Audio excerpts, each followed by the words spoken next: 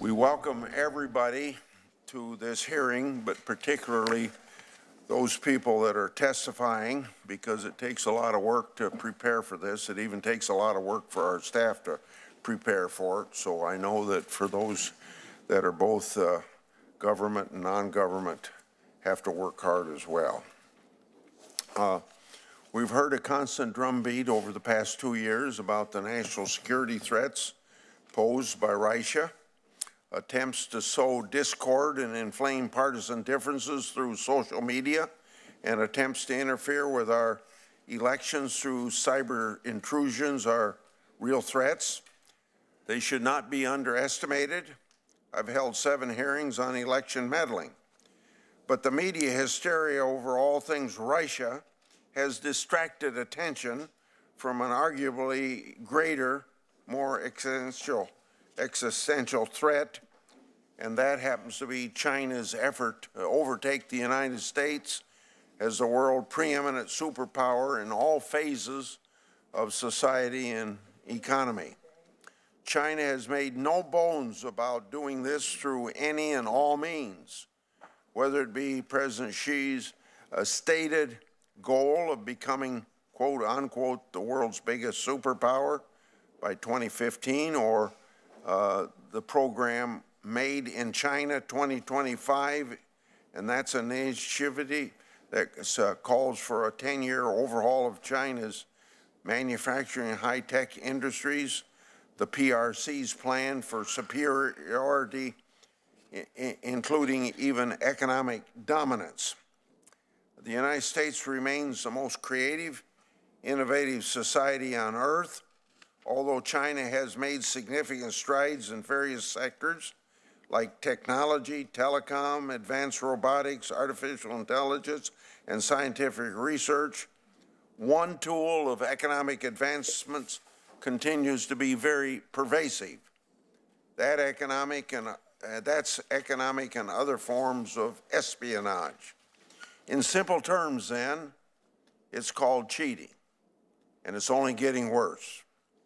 In the past 9 months alone, the Department of Justice has investigated, charged, and convicted at least 16 individuals and 4 corporate entities in 8 separate cases involving theft of trade secrets. Over the past 5 years, 6 more individuals have been investigated, charged, and convicted by the Department of Justice for stealing research from American universities. One case involves a Chinese intelligence officer who was a deputy division director from China's main spy agency. He's the first Chinese intelligence officer to be brought to the United States and tried in open court. A slew of other Chinese intelligence officials and hackers were charged in a multi-year plan to steal sensitive commercial aviation data. Then there is the massive plot by a Chinese government-owned company to steal U.S. semiconductor technology. These cases in particular highlight the threat of Chinese state-controlled economic espionage. Just last week, we saw the arrest of the chief financial officer of Huawei,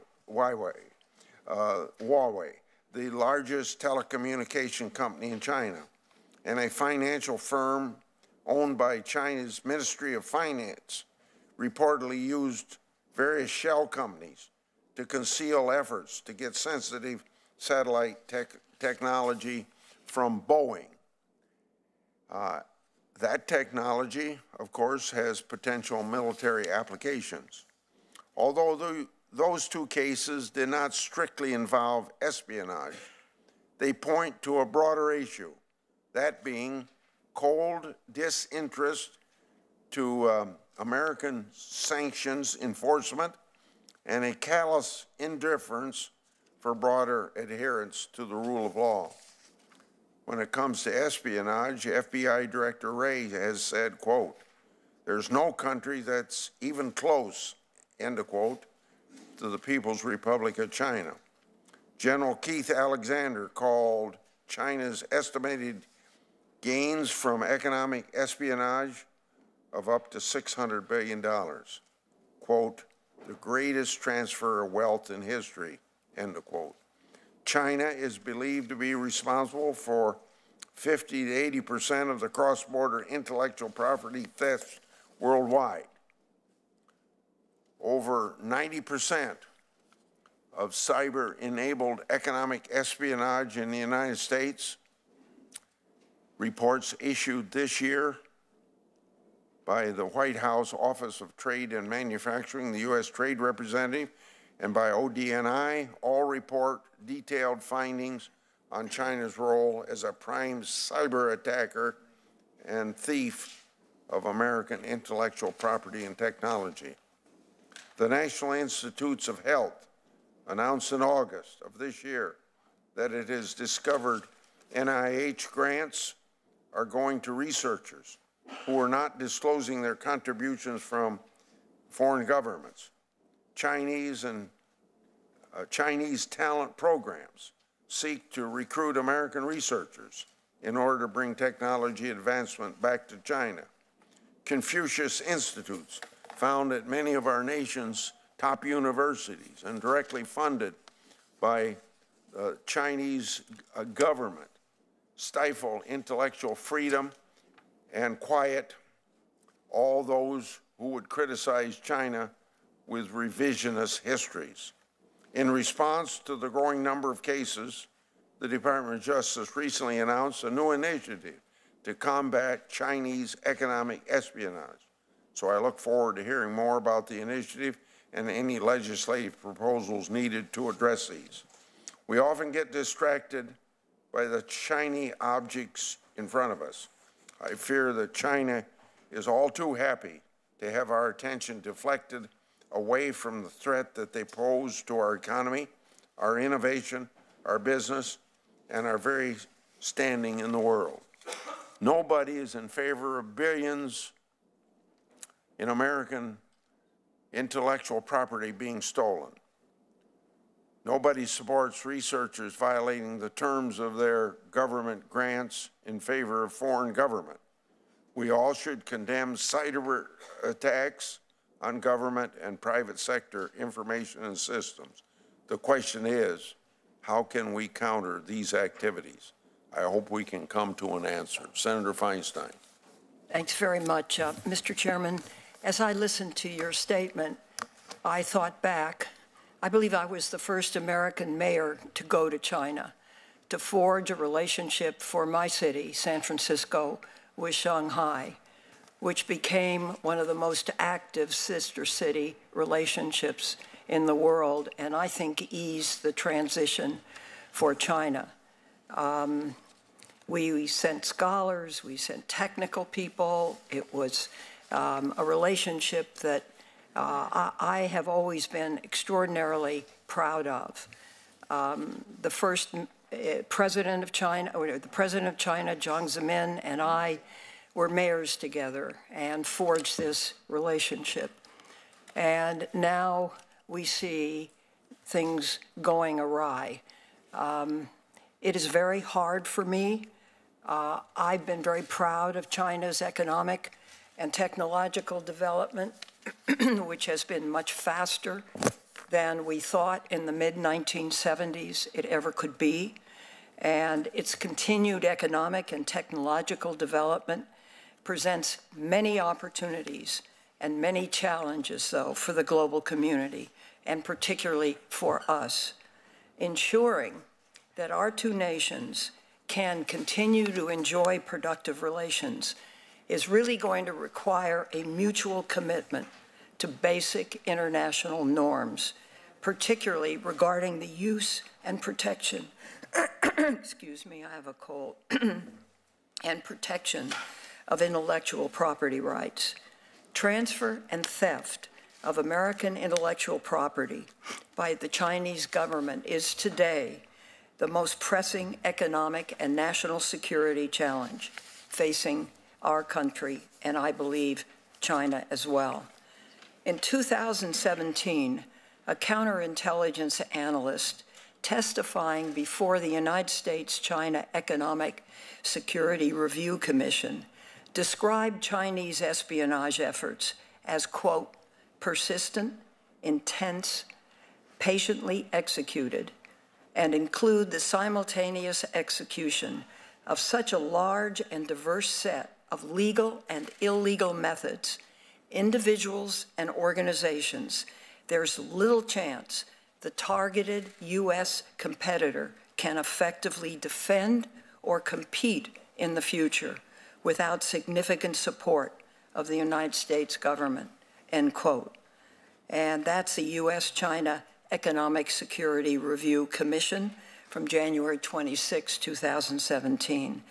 And the Communist parties of China's use of illegal tools like cyber theft to acquire American intellectual property is now well documented.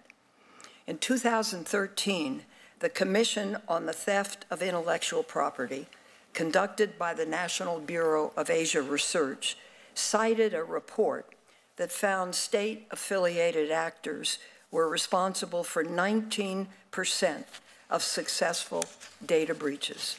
Of those cases, deemed to be motivated by espionage, the People's Republic of China was determined responsible for 96%. Moreover, the Commission estimated that the Chinese government's cyber theft activities cost the United States annually $300 billion in intellectual property, $100 billion in lost sales, and 2.1 million lost jobs. That is the record. While cyber espionage and theft remains a lucrative practice for the Chinese government, today's hearing will examine other, more non-traditional forms of espionage. Though many of these efforts occur in plain sight, they are equally troubling in the context of China's overall economic and military objectives. For me, they do enormous damage between a relationship that I had hoped way back in the 1970s was really going to change that big Pacific Ocean into a small river of friendship and goods and services and interchanges. And I hate to see it all beginning to come apart. Recent studies by the White House Office of Trade and Manufacturing Policy and the Defense Innovation Unit in California have attempted to catalog these non-traditional espionage tactics.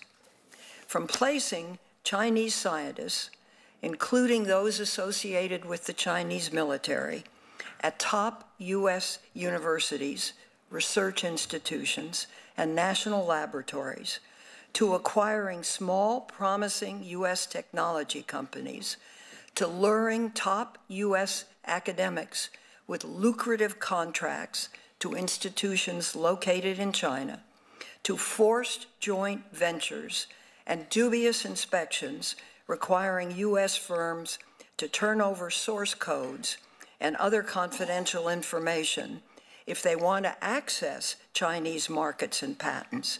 The Chinese government has deliberately and purposely created a system of maximum information extraction at nearly every level in every sector of the United States economy. That is so hard for me to see and watch develop with all the hopes that I had between China and this country. A recent report by the Department of Defense's Defense Innovation Unit even includes examples of the combination of overt and covert means of espionage by the Chinese government. In one case, Chinese government cyber attackers manipulated a company's sales figures to manipulate the company's view of itself, making it more likely to accept a purchase offer from a Chinese company. Perhaps the most concerning aspect of the Chinese government's non-traditional espionage efforts is its scale. According to the Defense Innovation Unit, in 2015, Chinese investors participated in 271 early-stage investments in U.S. tech firms with a total value of $11.5 billion, which was 16% of all technology deals that year.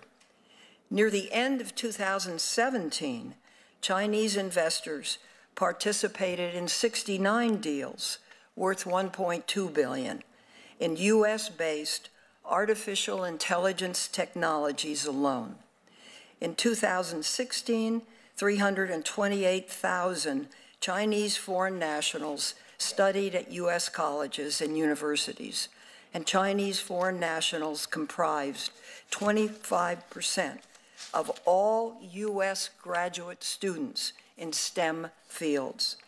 Now, I very much welcome China's economic development that would improve the lives of the Chinese people and the American people as well. But the United States simply cannot tolerate theft of American intellectual property as a means to achieve these objectives. So I very much look forward to hearing from these witnesses, and I hope you will be really upfront and honest. Well, you're going to be honest anyway, but upfront with some of these problems, and particularly with solutions. Thank you very much, Mr. Chairman. Before I give Senator Cornyn a point of personal privilege on this point, at 11 o'clock, we're going to keep the meeting going. Senator Kennedy's going to preside so that I can be in the Senate when Senator Hatch gives his farewell speech to the Senate. Senator Cornyn. Thank you, Mr. Chairman. I agree with every word you and the ranking member, Senator Feinstein, have said. And other than the threat of a rogue nuclear power, I can't think of a more urgent threat to the U.S. economy and to U.S. national security than the subject we're talking about here today. The Chairman of the Joint Chiefs of Staff, General Joe Dunford, said that by 2025, China will pose the greatest threat to U.S. national security of any nation. And we're already seeing, of course, belligerent behavior in the South China Sea, threatening the lanes of commerce there. That's only, and requisitioning in effect some of the islands in the South Pacific and turning them into military outposts. They are on the march. China is an economic juggernaut with no respect for the rule of law. Its coercive, state-driven industrial policies distort and undermine the free market. It is engaged in aggressive military modernization, and it intends to dominate not only its own region, but potentially beyond. China is not just exploiting the freedom and openness of our society and our markets and our institutions, it's also eroding our national security advantage before our very eyes. What might this mean for our national security? We would potentially have an adversary that can dominate the cyber realm, defeat our weapon systems, and control the skies as well or better than we can. Just imagine a Chinese military that's stronger, faster, and more lethal, such that China could unilaterally dictate which ships can transit through critical sea lanes in the Indo-Pacific region, as I alluded to a moment ago. Or imagine if China could invade its democratic neighbor Taiwan with impunity. The implications for the United States would be profound, both security-wise and economically. That's why this is what the future holds unless we wake up and we act. It's time to tackle the underlying problems head-on while there is still time. We know that China uses any means available to close the technology gap with the United States and leapfrog ahead of us, stealing our intellectual property and then using that to develop products, many with national security applications in China itself. Mr. Demers, I was pleased to see that you included the intelligence community's so-called Wheel of Doom in your written statement, because I think it's very powerful and would like to show this. Maybe if we can find a way to, so it's not right behind my head. This so-called Wheel of Doom reflects all the multifaceted ways that China is attempting to impose its will, not only in the United States, but the world, as we can see in the security services, the legal and regulatory environment, non-traditional collectors, I think, Mr. Priestap, I've heard you talk about the paradigm of spy versus spy no longer applying before, and I hope you'll expand on that and explain that. But all of these represent opportunities for China to do espionage on U.S. businesses and on the United States government, as the chairman was alluding earlier. And I hope we have a chance for you to describe in more detail exactly what this encapsulates. Of course, one of the tools that China uses is investment in the United States, which has been weaponized in order to vacuum up U.S. industrial capabilities and emerging technologies. So that's why it was so important when Senator Feinstein, I appreciate her working with me on the CFIUS reform, the Committee on Foreign Investment in the United States, and we've now reformed that process so we can be on the lookout for efforts by China to make foreign investments in the United States with a way to gain not only access to the intellectual property, but the know-how they need in order to erode our national security advantage or threaten our economy.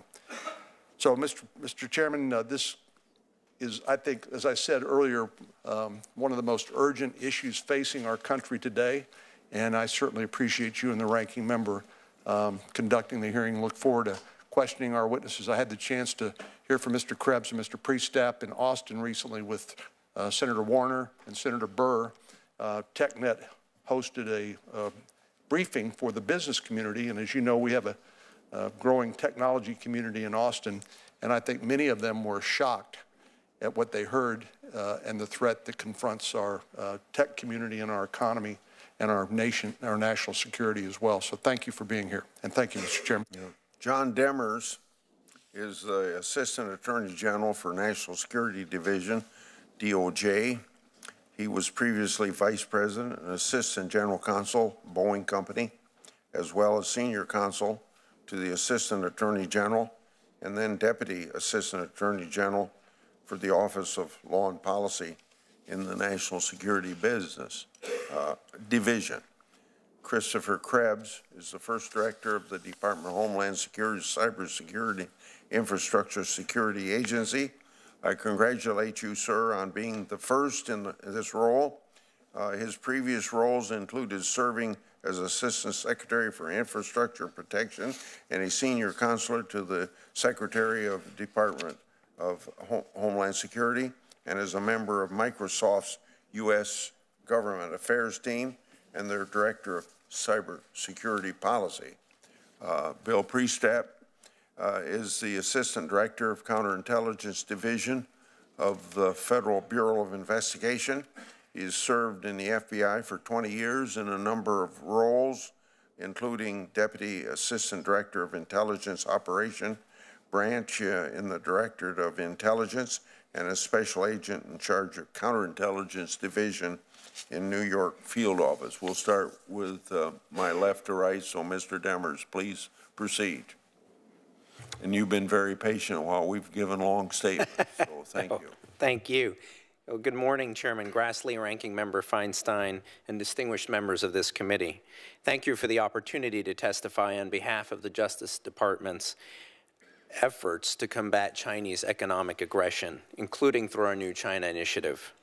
The challenges we face and our response are exemplified by the case of Micron, a Boise, Idaho semiconductor company.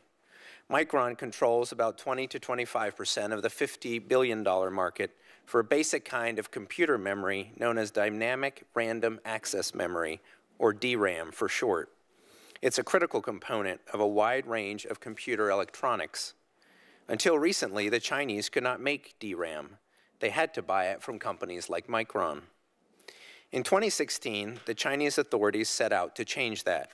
First, at the highest levels, the Chinese government publicly identified the development of integrated circuit technology, which includes DRAM, as a national economic priority.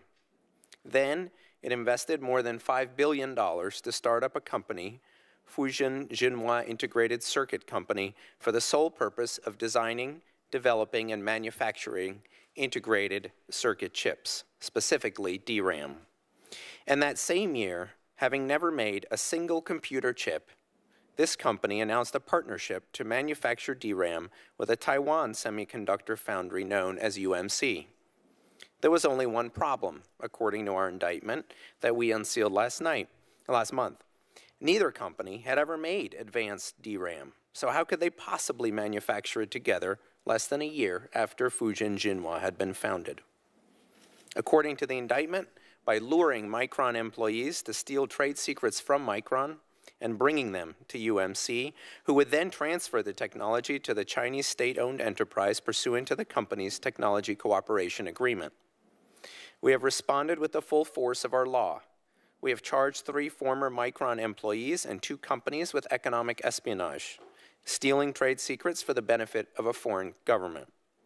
We've also brought a civil suit, the first of its kind, seeking an injunction to prevent Fujin Jinhua from ever exporting DRAM to the United States, where it would compete directly with Micron.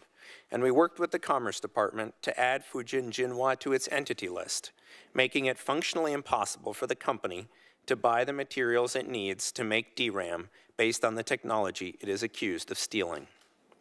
In these ways, we have deprived the thief of the benefit of its theft, mitigated the damage to Micron, and discouraged future thefts. The Micron case is just one example of China's malign behavior.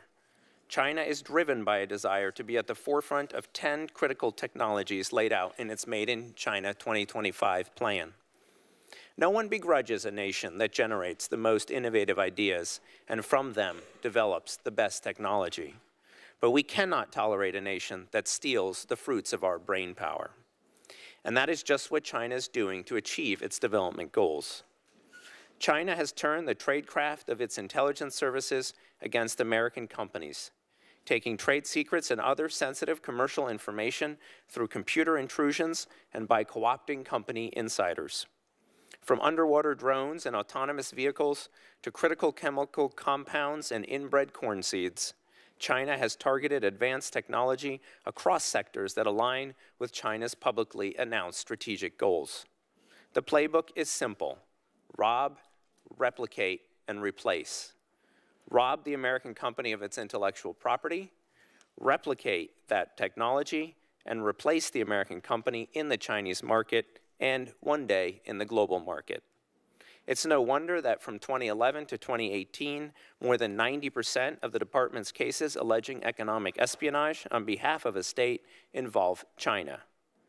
Our China initiative prioritizes the Justice Department's response to these challenges. Through it, we will work to ensure we are devoting the right resources to these critical investigations. And we must also adapt our enforcement strategy to reach non-traditional collectors, researchers in labs, universities, and industry who may have undisclosed ties to China, and to better confront China's covert efforts to influence the American public and policymakers, contrary to U.S. law. Beyond law enforcement, we will work to mitigate threats from foreign investment and through supply chain compromises, working with the Treasury Department to implement FIRMA and with other partners to better secure our telecommunications networks as we transition to 5G technology. We will raise awareness of these threats across the private sector and academic communities, encouraging them to address them, including by cooperating with law enforcement. And because this is not a challenge that the executive branch can handle on its own, we must work together with you and the Congress, including to identify legislative reforms that may be appropriate. For this reason, I am grateful for the opportunity to discuss these important issues and for your work to counter this national security threat. I'm happy, after my colleagues have gone, to take any questions. Chairman Grassley, Ranking Member Feinstein, and members of the committee, thank you for the opportunity to testify before you today regarding the economic and national security threats posed by China. I'm honored to appear before you as the Director of the Cybersecurity and Infrastructure Security Agency within the Department of Homeland Security. I'd like to first thank Congress for establishing the Cyber and Infrastructure Security Agency, allowing us to change our name and providing us with a brand that more accurately reflects our mission, that we are the nation's risk manager. We work with government and industry alike to understand and manage risks, digital or physical, facing our nation's critical infrastructure. As my colleagues have and will so clearly lay out, cybersecurity threats are increasingly one of the most significant strategic risks for the United States, threatening our national security, economic prosperity, and public health and safety. Our economy is built on a common fabric of cross-cutting systems, To our adversaries, including China, this is a vast web of interconnected targets. Securing this broad common attack surface necessitates a coordinated, interdisciplinary, and whole-of-nation defense. Our agency, CISA, serves as that collaboration zone across the federal government and industry, seeking to break down silos and facilitate cooperation, particularly in the seams between agencies and sectors. At CISA, our vision is to fully realize this national effort and empower a collective defense in cyberspace. Crucially, we serve as an information and operations integrator and provide a broad range of capabilities to assist private sector entities across all sectors of critical infrastructure. We serve as the central hub for cybersecurity threat detection, response, and coordination for both government and industry, bringing together the intelligence community, law enforcement, sector-specific agencies, international partners, and the private sector. It's important to highlight that our primary goal is to raise the baseline of security across the country in a threat-agnostic manner. We don't have to wait for attribution to a specific actor in order to issue guidance, alerts, and warnings. Why? Because our job is to give network defenders every possible advantage at the greatest speed possible. For us, the possibility of a threat combined with a vulnerability is enough to act. When appropriate, these alerts may include public attribution to a nation-state sometimes after the fact. In the case of the threat posed by China, we work with our industry partners and government partners to understand general and discrete risk, share that understanding, and help manage risk. As described in the U.S. Trade Representative Section 301 report issued earlier this year and updated last month, China uses a broad set of tools at home and abroad to facilitate the transfer of technology, intellectual property, and other sensitive information. They use cyber-enabled theft to take what they want, supply chain manipulation to spy on what they want, and work around or within legal structures to buy what they want. In some cases, if they can't buy it, they steal it. To counter these tactics, we conduct classified and unclassified briefings on the tactics and techniques used by China-affiliated actors like the one Senator Cornyn mentioned in Texas. We issue specific cybersecurity mitigation guidance, including more targeted alerts informed by intelligence, to enable network defenders to improve their security posture across networks and supply chains.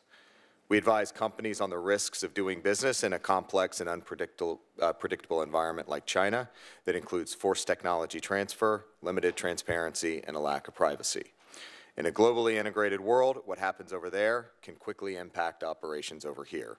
And it's essential for companies that choose to enter that market.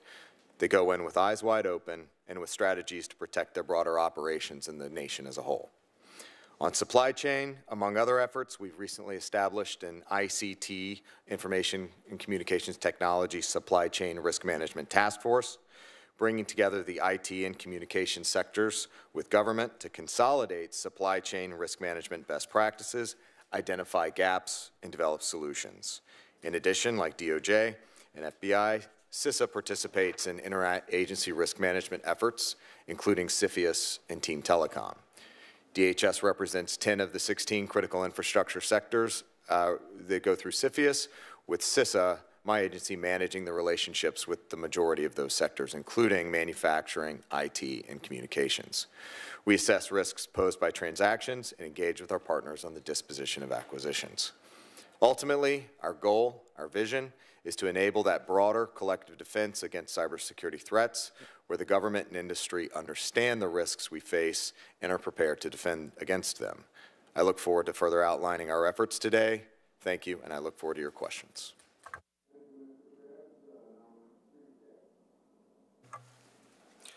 Chairman Grassley, Ranking Member Feinstein, and members of the committee, thank you for the opportunity to appear before you today.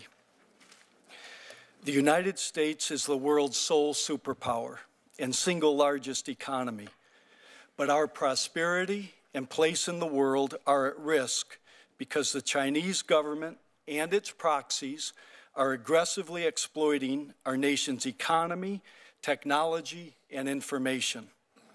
I believe this is the most severe counterintelligence threat facing our country today. It's impossible to overstate the differences between the American and Chinese systems.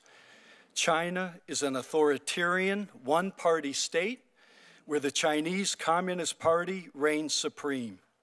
At the party's direction, the Chinese government dominates every facet of Chinese life through actions such as censorship, central economic planning, and leveraging intrusive technologies.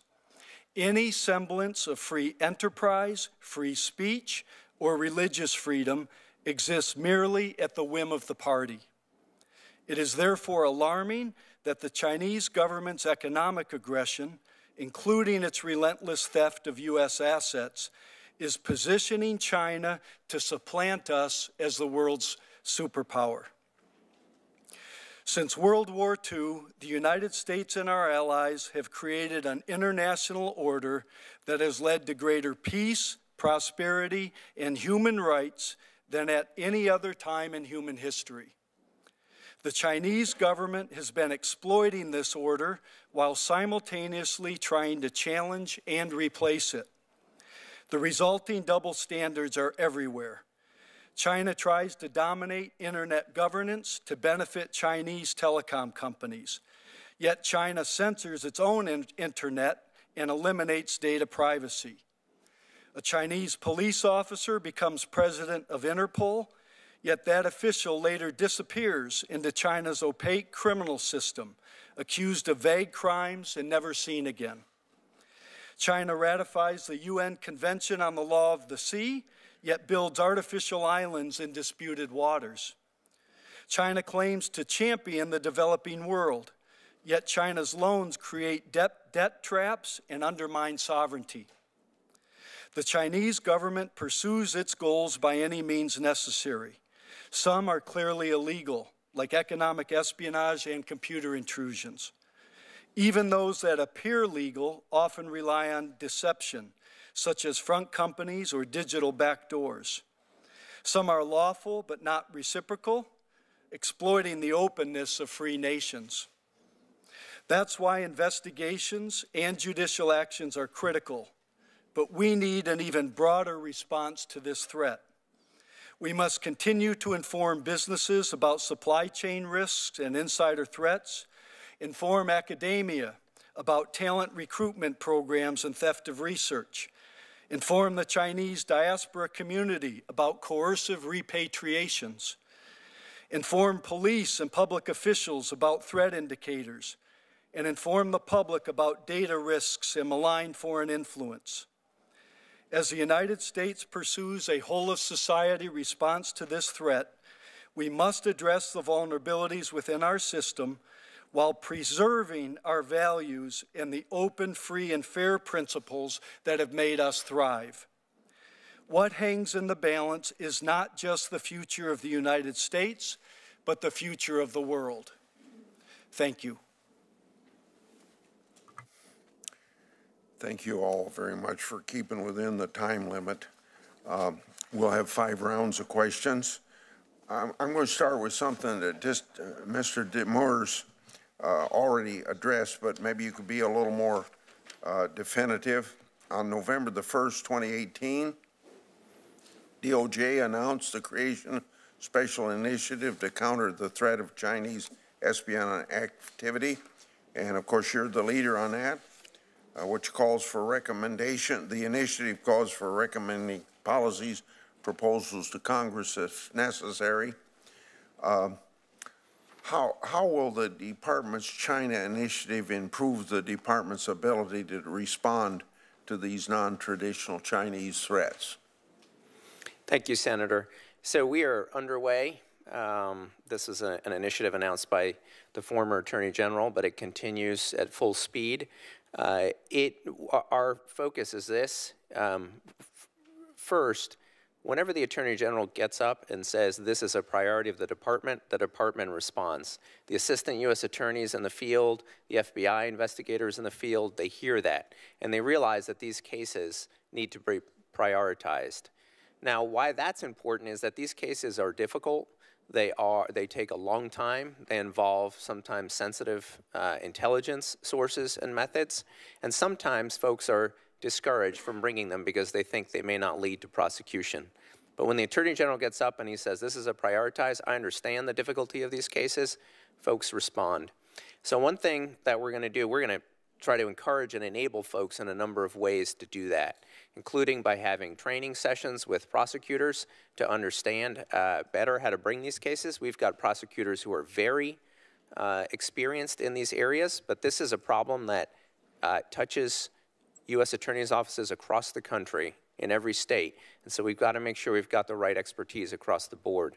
We're also going to arm the U.S. attorneys to work with the FBI that already does so much private sector outreach, arm them to go out to the universities in their districts, arm them to go out to the businesses in their districts, to make sure that those folks in the private sector, in the nonprofit sector, are aware of the threats they face, and to develop the relationships that encourage them to work with us when something happens.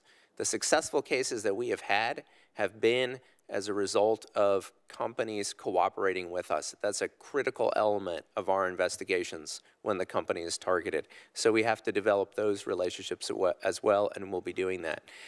We'll also be looking at strategies to see how we can better address the non-traditional collection activities that we've talked about.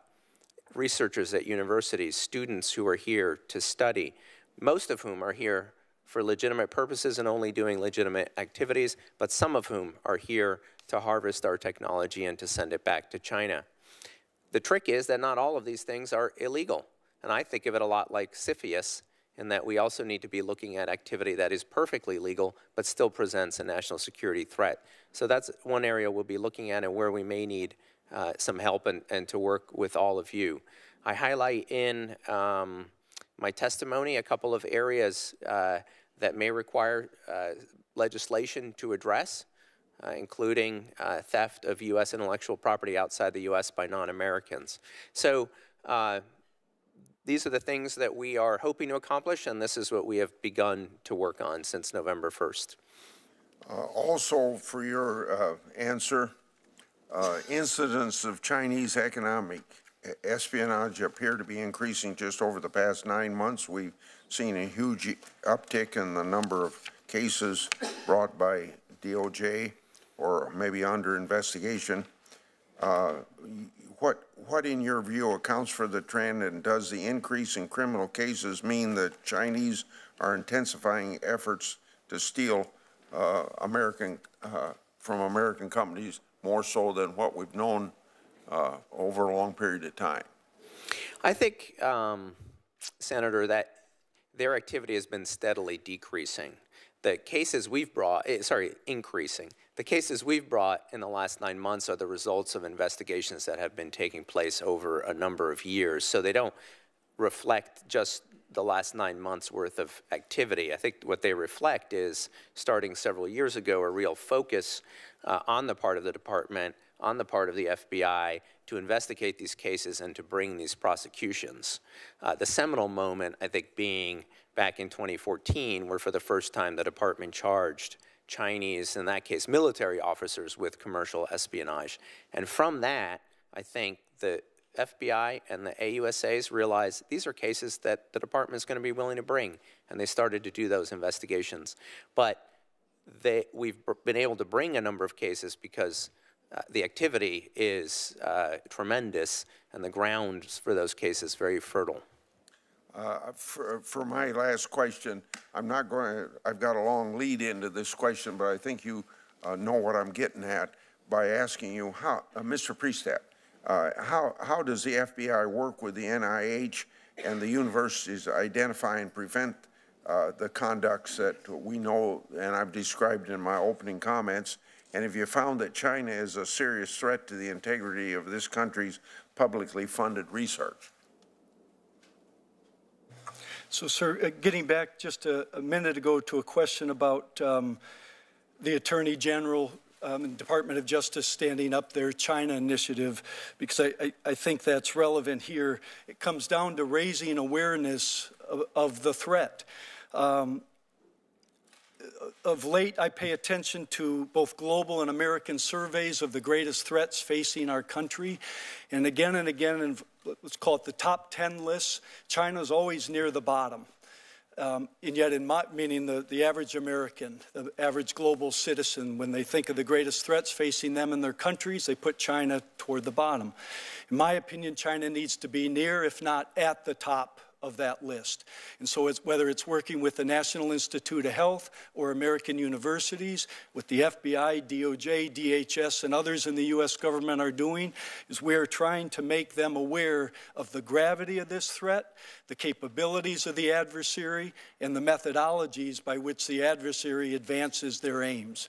But make no doubt that China is absolutely after the sensitive research in regards to those organizations. Are you kind of inferring, and don't go into depth on this because I'm taking too much time, but are you kind of inferring in your question that our government agencies or the universities involved are not, they're not aware of what the Chinese are trying to do? Sir, in my experience, and I'm sorry if it was confusing at all, but what I'm trying to convey is, and I had the opportunity recently to visit 3 U.S. states and speak with business leaders in each of those states. On one hand, I was amazed at some of those business leaders' understanding of the way the threat is working today. On the other hand, and with different business leaders, I was amazed at the lack of understanding, again, of the gravity, capabilities, methodologies of China. And what I'm trying to convey is there's still work to be done by the U.S. government in messaging to the American people the gravity of the threat we're facing. Senator Feinstein. Thank you, Mr. Chairman. In November of 2017, Mr. Krebs, you sent a letter to Senator Wyden acknowledging that DHS was aware of portable international mobile subscriber identity catchers, also called stingrays, which are machines that mimic cell phone towers to capture cellular signals being deployed in the national capital region by unknown individuals. Could you confirm that these IMSI machines, or cell phone signal interception machines, have been found in our nation's capital? Yes, ma'am. We did conduct a pilot last year. We detected anomalous activity in the National Capital Region. That anomalous activity, we didn't have the technical capability to attribute it to a specific MZ catcher or stingray. We did work with the carriers. We shared that information with the carriers. In many cases, they were able to deconflict or determine that it was not necessarily nefarious, anomalous activity. We also partnered with our law enforcement partners, a range of law enforcement partners, federal, state, and local, to share what we found. At that point, our role in the pilot has exhausted itself. Our job is to illuminate, identify, and then share our findings with those that can take action. Is there any information as to where those devices came from? Ma'am, no, we did not. We were not able to isolate or capture a specific device and do any sort of forensics on that. Again, that's not within the... So what did you know? Again, we identified activity that appeared anomalous. What does that mean? Anomalous means... I know what anomalous means. But so the activity that we identified, and I'm happy to follow up and provide a more detailed briefing on this issue, but it forced downgrades from LTE or 4G down to 3G, so, you know, across the different bands of and what does telecommunications. That do? In some cases, that activity could push a phone or a signal into a dedicated antenna. So it could potentially, for both legal, in some parts, cases for legal purposes, capture a signal. So, in other words, it's a way of sort of wiretapping. Ma'am, again, there are both lawful purposes for these devices, and they are, I would defer to law enforcement on that matter. There are lawful purposes as well as potentially unlawful. And again, our ability through the pilot was not able to determine or attribute the activity we observed to a lawful or unlawful. We just observed agnostic, threat actor or actor agnostic activity. Well, Mr. Priestap, do we know where the lawful activities are as opposed to the unlawful ones? sometimes we know where the lawful ones are, and sometimes we don't. But I think it's important to note that when it comes to China's activities here, there are times they will abide by our law, there are times they will bend the law or operate in gray areas, and there are times they will break the law. The bottom line is they will do anything they can to achieve their aims. Last year, I introduced legislation with Senator Cornyn, Shaheen, and Young to modernize the Foreign Agents Registration Act, known as FARA. The bill would provide the Department of Justice with additional tools to investigate individuals acting as agents of a foreign power that fail to disclose their activity to the DOJ. Chairman Grassley has also introduced legislation to update and improve FARA. Those bills are pending in the Senate Foreign Relations Committee. Mr. Demers, Mr. Priestap, would improved authority under FARA, particularly additional civil investigative authorities, be helpful in addressing some of the informal networks that the Chinese government uses for these types of non-traditional espionage efforts? Thank you, Senator. Thank you. So the increasing FARA enforcement has been a priority of the department and a priority of mine since I've been there. I think we've seen registrations under FARA go up markedly in the last year or two.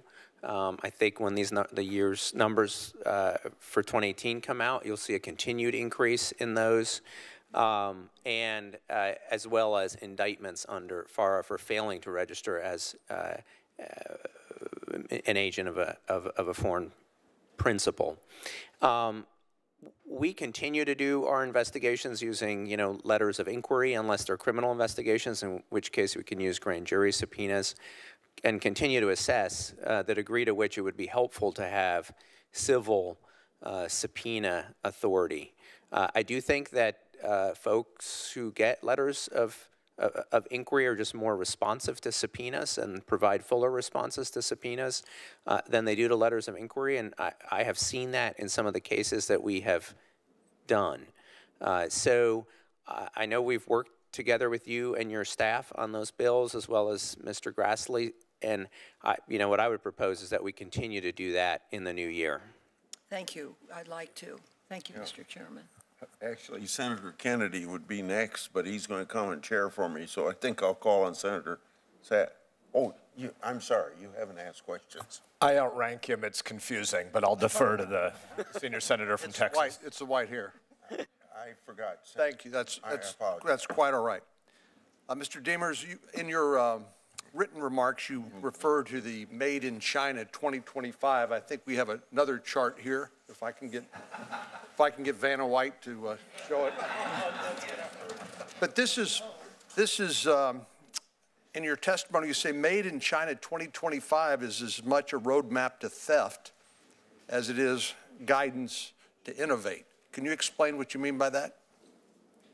I mean, why would China tell us this is their game plan?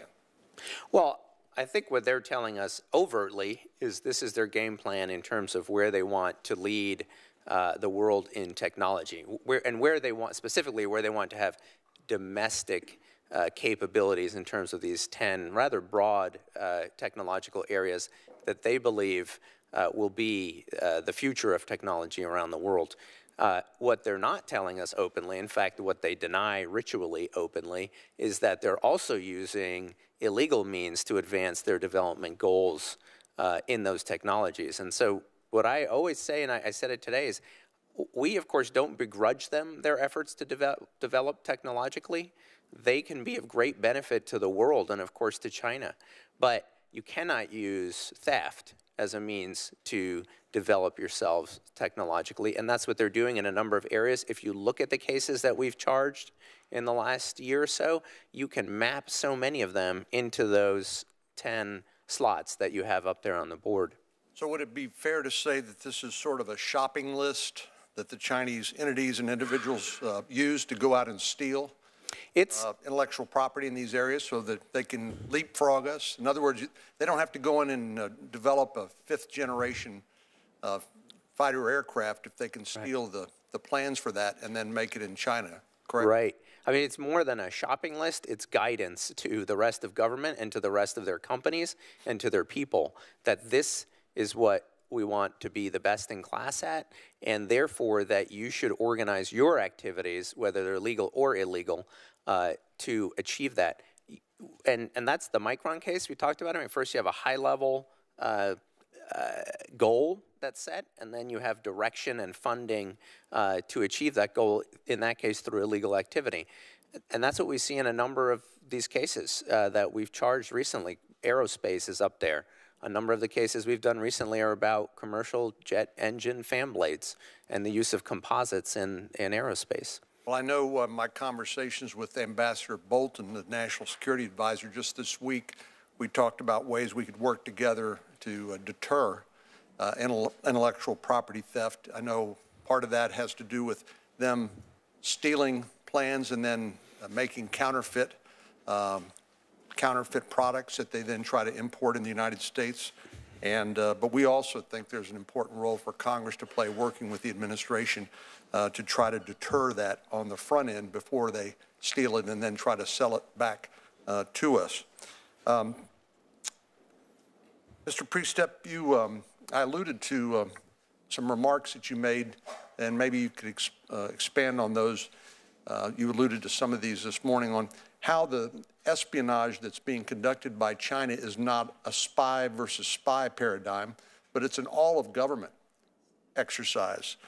Could you expand on that, and also, in your answer, explain why state-owned enterprises in China and other companies that look to be a freestanding entity really are not, and they have essentially the communist leadership in their boardroom directing them what to do and also getting access to the information that they acquire. And so in my opening statement, I mentioned that I believe that China was the most severe counterintelligence threat facing the country today.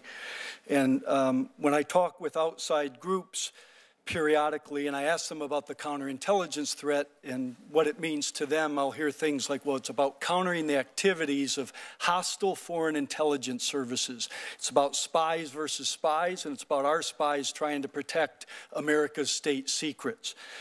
Well, what has happened over the last couple decades is that China and other certain nations have realized they can't just rely on their spies to accomplish their aims. And what are their aims? Their aims are to gain strategic advantages over the U.S. in whatever ways they can, militarily, diplomatically, technologically, economically, even academically.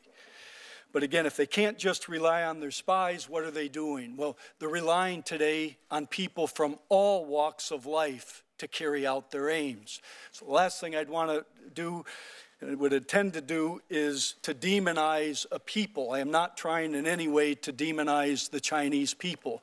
But also, as I said in my opening statement, the Communist Party reigns supreme.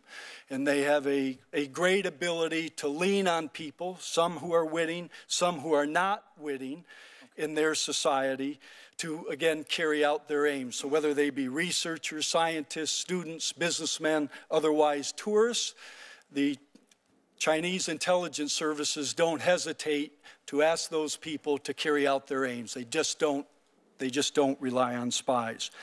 In regards to state-owned enterprises, or really any Chinese businesses, what we have to understand, again, is this idea that the Communist Party reigns supreme. It means those businesses ultimately are beholden to the Chinese government. And so what happens when the Chinese government asks those businesses to engage in activity contrary to U.S. interests?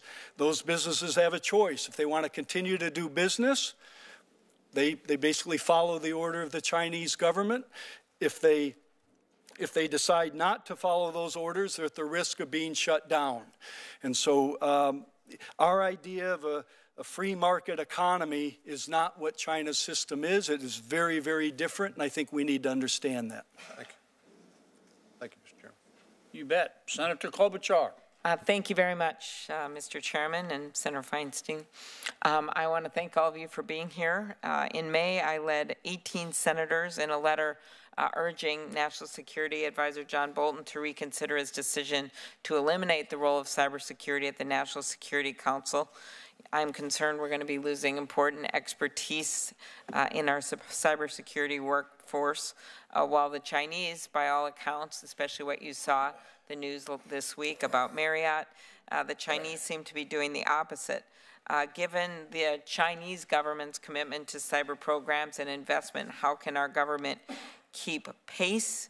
Do you believe additional cybersecurity leadership is needed and that the NSC should have a dedicated cybersecurity expert? I guess I'll refer that to you, Mr. Krebs. Yes, ma'am. Thank you for the question. So I think it's important to look back over history, and the creation of the cybersecurity coordinator role in the National Security Council was established in the early days of President Obama's tenure, in part because of the relative immaturity or lack of capability across the federal government in terms of a cybersecurity capacity. The Department of Homeland Security, under the prior National Protection and Programs Directorate, my old organization, was just emerging out of the comprehensive national. Hey, could you? I have so many more questions, so maybe just get out of. I would not mistake the lack of a coordinator for the lack of coordination across the federal government. I think what you see here, the degree of coordination participation, I think we find sufficient operational capability. Okay, very good. And this is to all of you. Yesterday, we saw the reports in the press that it was Chinese hackers that stole data on roughly 500 million guests from the Marriott hotel chain. This is most recent example. As we've discussed at the hearing, you've seen more. What outreach and coordination is being done with companies, and what limitations exist on your ability to share information on the threats, both with other government agencies and with businesses? Anyone can take it. Well, I'll start with the idea, and again, it's one of the reasons I'm so pleased that the hearing is being held today. We need greater awareness, again, of the gravity of the threat and the methodologies and capabilities of our adversary in this regard.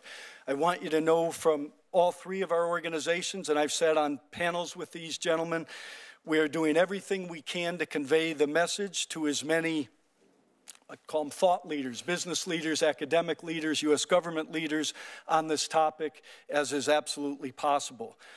Are we limited at times with the variety, or I'm sorry, because of the classification with some of the information we can provide?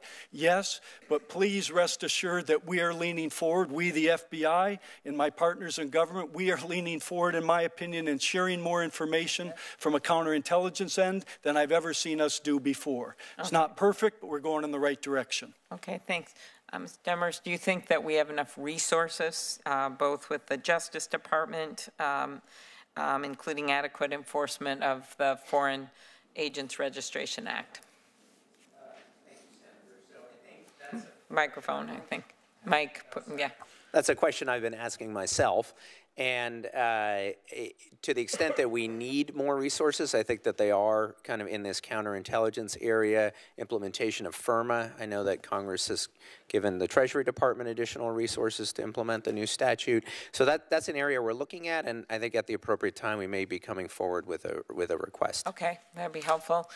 Just one last question. Can you provide clarity about any specific campaigns by Chinese or Chinese-affiliated entities to influence our election? As you know, a lot of us at this table, including Senator Harris and I, have been working on the Secure Elections Act, as well as work on the Honest Ads Act that Senator Warner and former Senator McCain and I had. So could you talk about that? What have you seen from China? Sure. I think, the nature of interference on the policy side is different from China than what we see from Russia. Now, I don't want to get ahead of, there is a process that we're undergoing right now under the recently issued executive order to assess and then lay out in a report what we saw in the last elections and, with respect to election interference, if any. I don't want to get ahead of that process. There'll be a report in the not too distant future.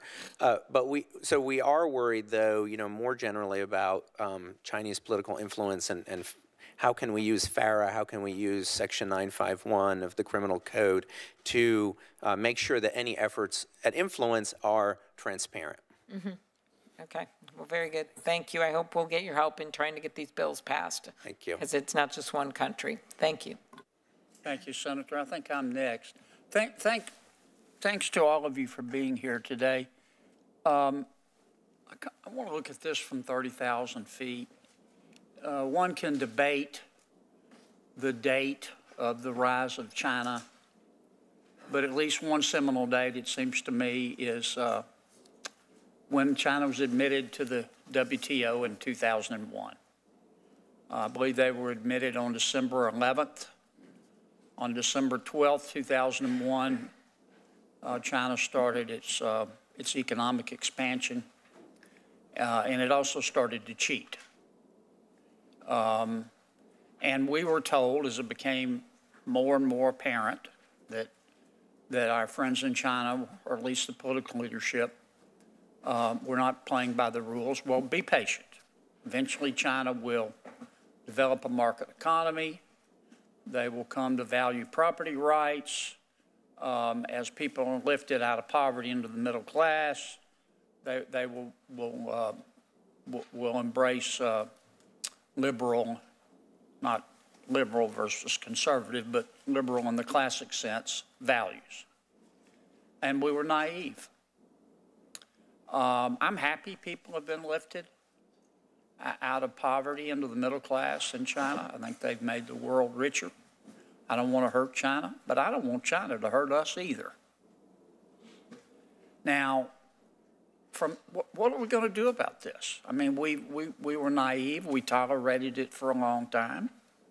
How are you going to put this genie back in the bottle, gentlemen? Well, I think what we're trying to do, and I think along the lines that you suggest, is, certainly from the Justice Department perspective, is go after the malign activity. Obviously, we don't want to do anything that is going to interfere with their legitimate economic development and the betterment of the lives of the Chinese people. But we have to address the malign economic aggression that we've been seeing and that we continue to see. And I think what you're seeing in the China Initiative and in this hearing, in the work that we've been doing, is the culmination of many years of people running out of patience and realizing that this problem is not going to fix itself. So each of us, I think, using our own authorities and, of course, other government partners as well, Treasury, Commerce, et cetera, need to take coordinated efforts to confront these behaviors. I'm sorry to interrupt. Yeah, no, please. I apologize. I agree with you. At some point, patience ceases to be a virtue. But let's talk about something specific. What's the Confucius Institute? Go ahead. It's an institute meant for a language and cultural exchange, and the Chinese government funds them, and they're, from what I understand, they're on 150 of our university campuses here in the U.S. The Chinese government comes to American universities and gives them gobs of money, right, to open a Confucius Institute. Yeah, they fund the institute. Yes. Right. Yeah. In Louisiana, I think we have or had one at Tulane and one at Xavier. Have those Confucius Institutes been used as propaganda arms of the Communist Party of China? Yes, I guess I'd put it this way. The Confucius Institutes, in my mind, are not strictly a cultural institute. The Confucius Institutes are a Chinese government-funded cultural institute. Mm-hmm. That means they're ultimately beholden to the Chinese government.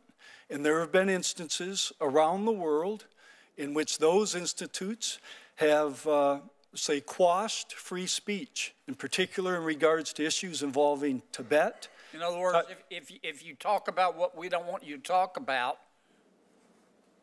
we're going to take away the money. And the universities say, okay, we'd rather have the money rather than free speech. Again, there have been instances where those institutes appear to have quashed free speech, yes. Do we have students from China who come here and are sent to steal our intellectual property? Sir, I don't know that the students themselves. Well, the FBI director says we do. Well, and I'm sorry, let me clarify. I don't know if the students themselves decide that they're going to come to the U.S. to steal the sensitive research. What I've seen is that the Chinese government, in particular intelligence or security services, will lean on those students, and in effect say, if you want your tuition paid, if you want to continue the opportunity that we're affording you to continue your education at a higher education institution in the U.S., well, then you better not come home empty-handed. Yeah. Senator Sass. I'm sorry. I have to take it back, Senator Sass. It's only the third time today. Go ahead. I'm sorry. Senator Harris. I don't want to take any more time. Go ahead, Senator. Thank you. I appreciate it. So my question is for you, Mr. Demers. So to be clear, I think we're all clear about this. Foreign entities are stealing American property. Essentially, that's what we're talking about. There are trade secrets, our inventions, our intellectual property, our ideas, and there may be the intention of, but certainly the effect, is to harm our economy and weaken our national security. And I have 3 examples. In July of 2018, a Chinese national was arrested for allegedly stealing proprietary information about Apple's self-driving cars and sharing it with a China-based competitor.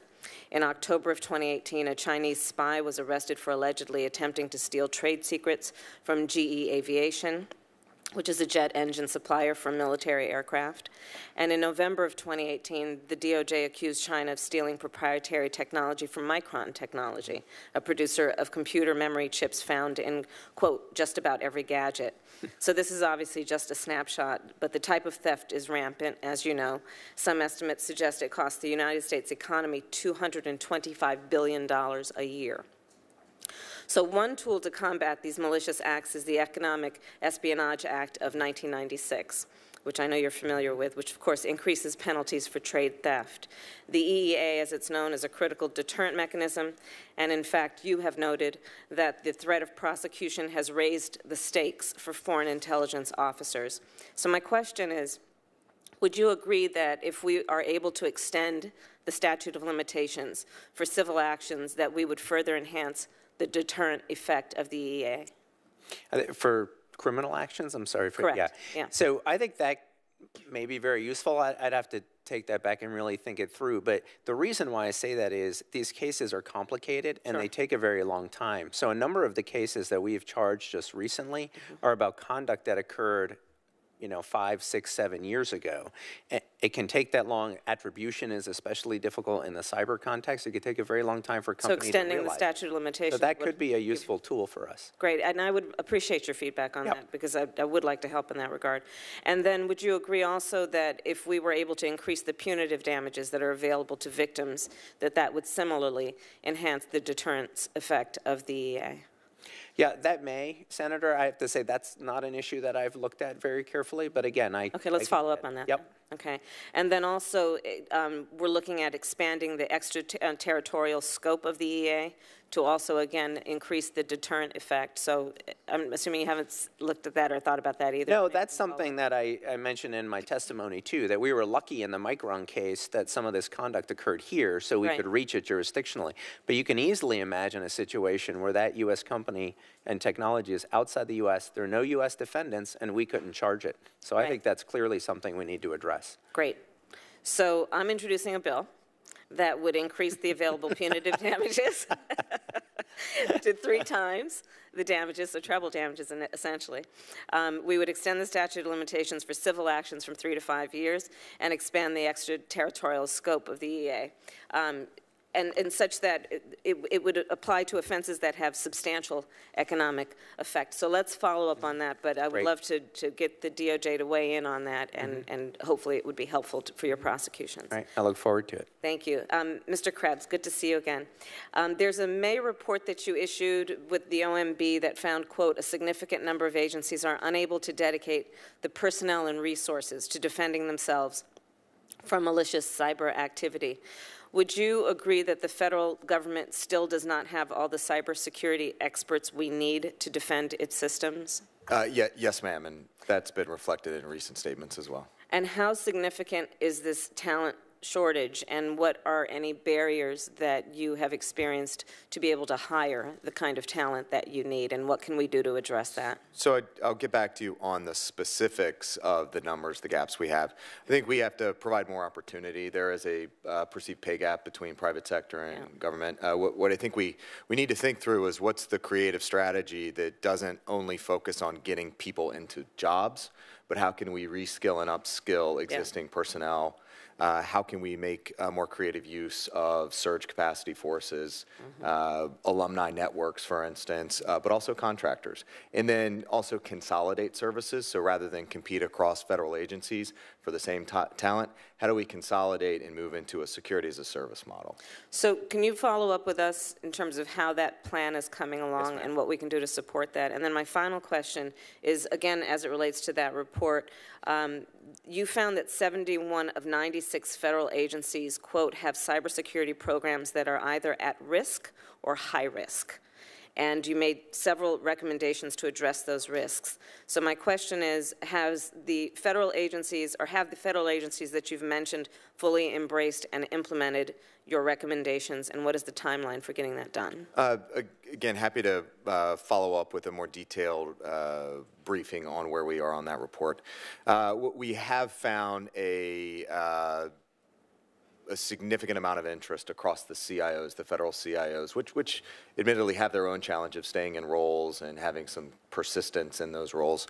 I can't think of a single agency that has not embraced what needs to be done. So if you can follow up with us on a timeline and goals, and also hopefully deadlines for when we expect those agencies to comply with your recommendations. Yes, ma'am. Thank you. Thank you, Mr. Chairman. Thanks to the three of you for being here. Incredibly important topic, and I applaud Chairman Grassley and Senator Feinstein for scheduling this important hearing. Director Priestap, you made a number of startling and really important comments in your opening statement. How does the Chinese government think about its diaspora? How do they think about students abroad? How do they think about corporate executives working in Silicon Valley? In my opinion, they think of them as being beholden to them. They think of them as just simply an extension of their power, of their nation. And what's the range of understanding that Chinese nationals who are studying, getting PhDs in the U.S. or working in tech companies in the U.S., to what degree, what's the differentiation of understanding they have about how they're viewed as assets of the government?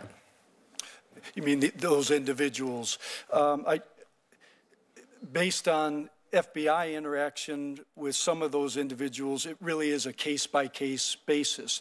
Some, I think, are not knowledgeable in the least and are completely unwitting of doing anything in furtherance of their government aims, and others, either through direct or other softly applied pressure, understand that they have obligations to meet.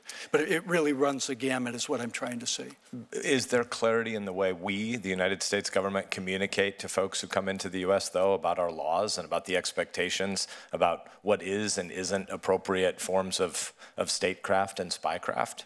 No, I think that's a great question, and in my experience, there doesn't seem to be consistency, and frankly, it's something I think we could do a much better job of, especially in regards to universities and other research institutions, standards of research. What is acceptable behavior and what is not? Is that spelled out for all of the people studying and conducting the research so that people know from day one what is right and what is wrong, and that there will be consequences if they cross that line. And when you say, and Director Krebs, you and I have had a number of good briefings separate from this, and I definitely appreciate your work and also agree with the congratulations on your new role.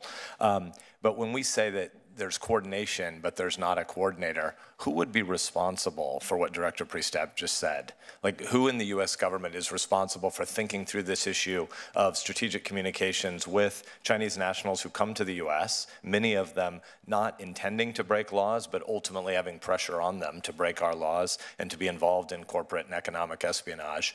And who in the U.S. government is communicating with the tech companies about the hiring they're doing? Who is communicating with the universities about the often nefarious effects of the Confucius Institutes? Where does that responsibility reside in the U.S. government? So I see those as counterintelligence and law enforcement roles and responsibilities, that there's a substantial amount of coordination that happens through the National Security Council, led in part by the Director of FBI and the Director of National Intelligence. Now, my job as principally cybersecurity and risk management is to carry the message that they develop and then push it out through our public-private partnerships, whether it's with industry or with academia. Thanks. Director. I'm sorry, Senator, if I may, because I think it's just an absolutely critical question. And what I'm seeing, not just across government, but across business, across academia, what have you, again, there are pockets of great understanding of the threat we're facing and effective responses. But in my opinion, we've got to knit that together better. Our government somehow, obviously we have three separate branches intentionally, but if we're facing a whole of government, some call a whole of society, not meaning every person in the society is posing the threat, but people from all walks of life, you can't effectively combat that threat with ad hoc responses. We need more people in government, more people in business, more people in academia pulling in the same direction to combat this threat effectively. Yeah, going back to the point you made earlier about spy on spy, the Chinese clearly understand that this is not merely a spy on spy initiative anymore, and our system is the better system in the long term. Decentralization is the better system for human flourishing and for innovation, but it certainly puts greater communications burdens on us to be able to respond to all the asymmetric disadvantages that we face. Is there anything we can learn from the Five Eyes partners that we have about how they respond to these kinds of strategic threats? I guess the only thing I'd add, because obviously the FBI in my division coordinates closely with them, we need them. If we think we've got a threat today and people are trying to steal things today, what we have to understand is if they can't get it from the U.S., you go to the place where, somewhere else you can get it. In other words, you look for the soft underbelly. You need a coordinated response. We need as many allies in this fight as is possible. I'm at time, so General Demers, I'll just flag for you that I'm going to send you a letter following up on some of the important comments you made about the intention of the department to continue the China initiative from the Chinese Espionage Act, and to ask some questions about how many cases we're currently pursuing. So thanks for your work. Thank you, Mr. Chairman. Thank you to this panel for being here, and thank you for your excellent work on a very critical topic. I'm sure everybody here has followed the arrest of Meng Wanzhou, the chief financial officer of Huawei. Ms. Meng is accused of committing fraud as part of an effort to circumvent sanctions against Iran. The president has suggested that he would intervene in her case, perhaps for the sake of helping him end a trade war. There are other means of ending the trade war, and there are no doubt other impacts on whether we end it. But his suggestion that he would intervene to block action by the Department of Justice, either in that extradition proceeding or in the underlying criminal action, is extremely disturbing to me. And I think it may be to others in the law enforcement community. The idea that the president would intervene in any criminal prosecution for political purposes seems somewhat troubling. So let me ask you whether you think that kind of statement sends a dangerous message to our law enforcement community? Thank you, Senator, for your question.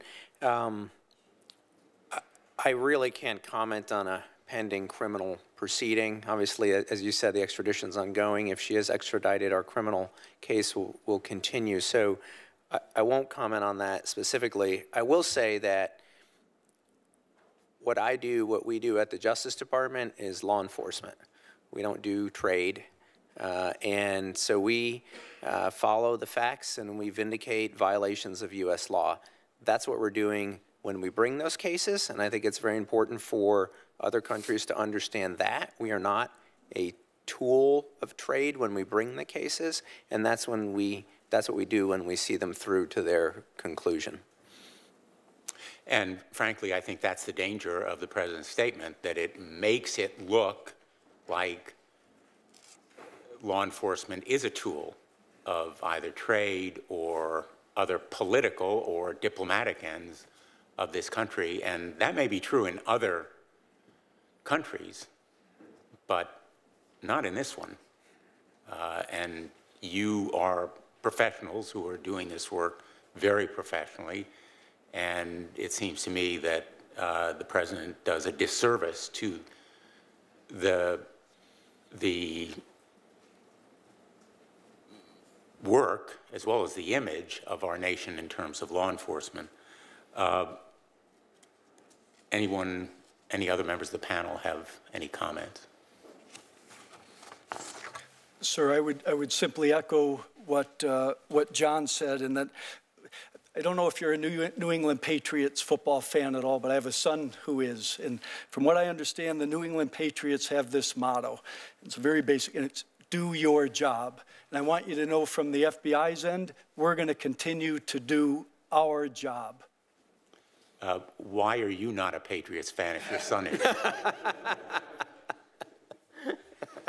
I have another question. And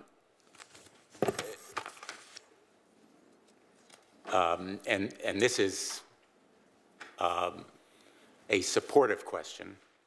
As you know, we often see press releases, we often see announcements of indictments against cyber criminals in China or other criminals who are beyond the reach of U.S. law enforcement. And Ms. Meng would be too had she not transferred planes in Vancouver. Generally speaking, the DOJ knows that apprehending them may be unlikely, particularly if they're in China and Russia. So my guess is that a lot of people wonder, why is the United States spending resources to do this investigation and prosecution if we have only a small likelihood of actually bringing them to justice? I said this is a supportive question because I firmly believe that we should be doing these prosecutions. Mm-hmm. But I think it would be helpful to hear you explain it to us and to the American people, why it's important to enforce the law, to do these prosecutions, to take the indictments to court, to undertake this work, even though they may never be held accountable inside a courtroom. Right. Sure. Thank you. We need to move on. I'm sorry. We have a break at a vote at 12:15. Oh. Maybe you can you can work your answers in response to Senator Whitehouse's question, who I will now call on. Thank you very much. I'm happy to take your answer in writing. Yeah, I'm sorry, Senator. I didn't mean to be rude, but we've got another panel, and I think we need to be out of here by 12:20 or so. Mr. Demers, welcome back. Thank you. You here. Thank you for your work. See you again. Your testimony mentions 3 prosecutions of Chinese nationals. Yeah. How many total are underway in the Department of Justice right now? With respect to investigations, I really can't say, right? Nope. With respect to prosecutions, I believe it's the 3 in the testimony plus the Micron case right now, which is also in the testimony, but separately. So I think we have those 4 pending right now. Okay. Tell you the truth, one of them seems pretty minor. The extradition was great in the other one. But I go back to General Alexander saying this is the largest illicit transfer of wealth in the history of humankind, which is a phrase I contend that he stole from me. But I love that he says it because I think it's true. And I remember chasing the Obama administration around to try to get them to be more aggressive. And ultimately, I applauded the indictments that they brought against 5 Chinese PLA officers for fraud. It just strikes me that with all of this going on and with the threat levels as high as they are for this type of industrial espionage, 3 doesn't seem like a lot of cases, particularly when one of them barely counts. Is there a problem with pursuing these cases? Do you need additional investigative resources? In the Obama administration, there is very often pushback to the Department of Justice by Commerce and State and other players who didn't want to have their worlds disrupted, and that had to be overcome to pursue the indictment of the PLA officers. What is the environment in your world that explains only 3, and by my standards, really only 2 cases? I think, these cases are very difficult. So the cases, and they take a very long time, and they're very resource intensive. So the cases you're seeing now are cases that are based on investigations that have been going on for a number of years.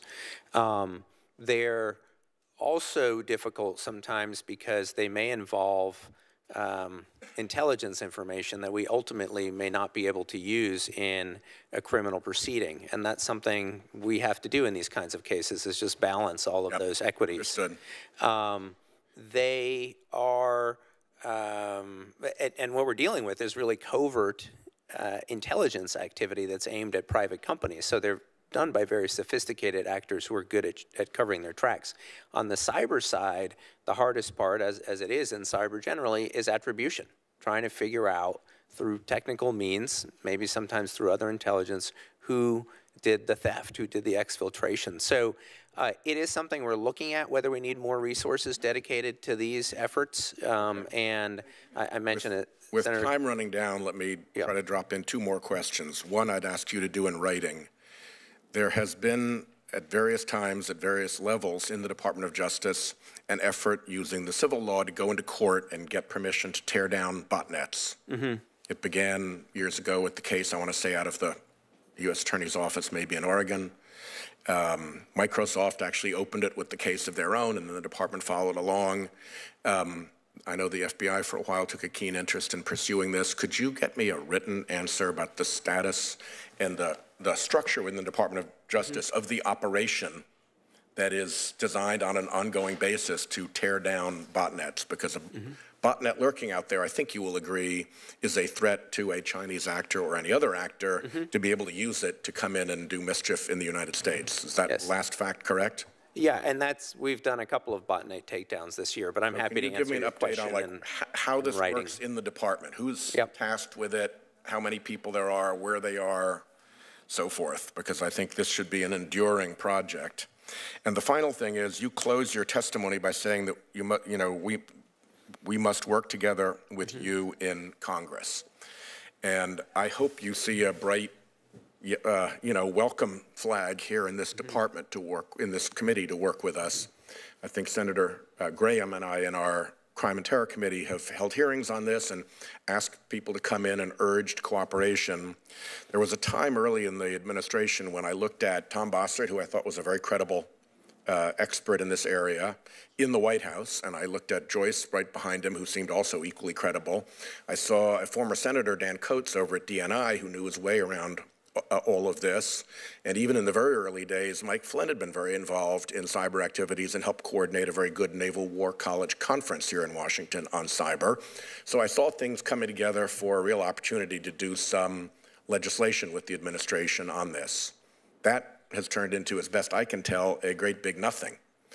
I think there's a big legislative opportunity here, but there is no vehicle that I'm aware of right now for conversations between the Trump administration and Congress about what that legislation should look like. So I would encourage you to do that. I've had this conversation with Attorney General Sessions. I've had it with Director Coates. I've had it with your boss, Chris, Mr. Krebs. And at the moment, there's kind of like deafening silence out of the administration on having a comprehensive legislative package of some kind worked through. I think it's very doable. I think there's bipartisan willingness here. And we do have a problem, which is, like, as General Alexander used to say, I have to answer to 130 committees that have jurisdiction over this. So if there's not a catalyzing force of some kind, it's really hard for us to get this going on our own. And it becomes virtually impossible if when we talk to the administration, what we get back is, well, we'll just have to get back to you, and then nobody does.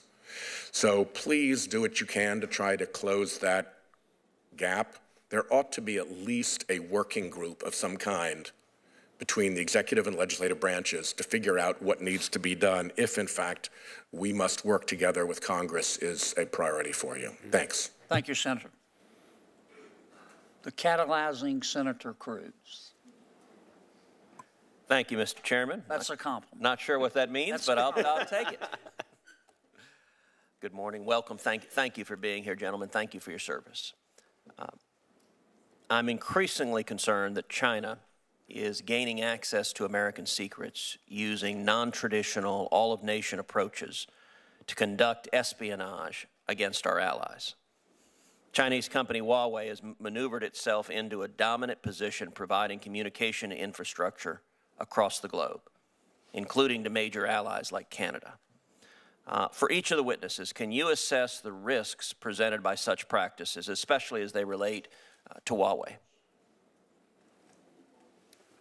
So thank you for the question. So when it comes to Huawei specifically, but Chinese technology companies, we kind of break things down in terms of hardware, gear, things like that, but also information access. So the challenge is obviously broader than Huawei, ZTE. It also would include China Mobile, China Telecom, China Unicom, who has access to the data, and then how do they access that data? I would say that, you know, globally, when you think about the exposure that China has, it's Huawei and like companies, it is fairly broad. There is an awakening, though, and I wouldn't take away from the fact that a company in a country has done a deal with Huawei as that country accepting the risk of working with Huawei. I think the risk tolerance needle is shifting here. Section 889 in the National Defense Authorization Act, which deals with Huawei and others, I think is a positive step forward in progress beyond the work we've already done. As we shift into 5G, it is important that we communicate the risks associated with advancing technology with our technology companies through, as we've talked about, with our Five Eyes partners. I think we do have an increasing common understanding of those risks looking forward. But yes, there's work to be done here. The Chinese government does not share our government's values. And to me, a great example of that is their cybersecurity laws that they've enacted over the last few years, which provides their government access to user data from any of their telecommunications or cyber companies when they want it, whatever they want, and they can do whatever they want with that. They basically can exploit that data however they want. With Huawei's, let's call it growing position globally and other telecommunications, we have to understand that that then means the data, the user data that those companies possess can be utilized by the Chinese government, again, in whatever manner possible. And to me, that's just extremely worrisome. I'll leave it at that. Let me raise a related issue, which is I've spoken a number of times to leadership of a major research institution in Texas that is facing ongoing challenges of Chinese espionage, and in particular Chinese nationals being paid by the Chinese government, working at that institution, working on sensitive research projects, and then they suddenly discover projects that they're in the midst of working. Companies out of China are filing U.S. patent applications and seeking to get U.S. intellectual property in the midst of the research. How widespread is this problem? Is the threat of industrial espionage, theft of intellectual property by Chinese nationals working here in the United States? And what are we doing about it? What should we be doing about it? Sir, I can't quantify for you, I wish I could, the level of the threat. But what I can tell you is this. I am waiting for the time that somebody who reports to me comes into my office and says, we have concerns about some activity here relating to China, in which, again, they might be up to, or might be engaged in for nefarious purposes. And they'll ask my permission to go take a look. We then go take a look. I am waiting for the time that they come back and say, it wasn't there, we didn't find it. We looked and it didn't exist. Every rock we turn over, every time we look for it, it's not only there, it's worse than we anticipated. And give us an order of magnitude. How widespread are these complaints? Are we talking a handful? Are we talking dozens? Are we talking hundreds? What's the breadth of complaints and investigations you're seeing in these issues? Just say extremely voluminous. Hundreds? Thousands? I just want to get an order of magnitude in terms of how broad this challenge is. Thousands. Thousands. Okay, thank you. Senator Feinstein has another quick question. Thank you, Senator Cruz. Yesterday, the New York Times, David Sanger wrote an article, Marriott data breach is traced to Chinese hackers as U.S. readies crack down on Beijing. I gather they hacked into Marriott's Starwood chain. It was discovered only in September, revealed last month. It's not expected to be part of what are coming indictments, but two of the government officials said that there's added urgency to this crackdown because Marriott is the top-level provider for American government and military personnel. It's my understanding that this breach is really huge in terms of numbers and data. What can you tell us about that? So my department, my agency doesn't do attribution. What I do is I look at events like Marriott, and it is in the early days of the investigation. I try to take away what the network defenders can do to ensure that there's not another Marriott. So when I look at Marriott, I take a couple things away. One is data retention policies. What's the information they're holding, whether it's passport numbers or whatever? How long are they holding it? How are they securing it? Do they need to get rid of it? Can you give us that information on this data breach? I would have to follow up working with the law enforcement community, but the other thing I'd add is that we also need to look at the risks associated with mergers and acquisitions. As I understand it, Marriott brought in the Starwood chain, and they may have inherited some risk associated with that. So what is the due diligence process that companies go through when they bring in? Again, I'm trying to help network defenders to stop the next event. Why don't you get us that information? I'd like to get a copy too, gentlemen. Okay. I want to thank all three of you. You have very impressive backgrounds, and I've learned a lot listening to you today. And I want to thank you for sharing some of your time with us. Mr. Priestep, did I read that you're retiring? Yes. Well, thank you for your service. That's it. If after you get bored, I hope you'll come back. I mean that. You just had an extraordinary career, and American people, thank you. Thank you, gentlemen. Thank you. If our second panel could come forward, please. Oh, that's right. We have a second panel. Mm-hmm. Wow.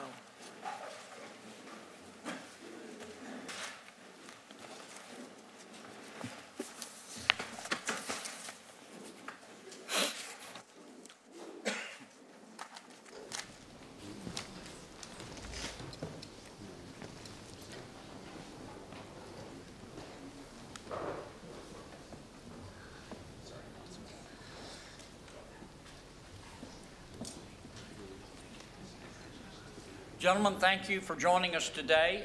With us today we have, if I mispronounce your name, I apologize in advance, Mr. Dean Cheng. Mr. Ching is a senior research fellow at the Heritage Foundation's Davis Institute for National Security and Foreign Policy. He's an expert in China's military and foreign policy.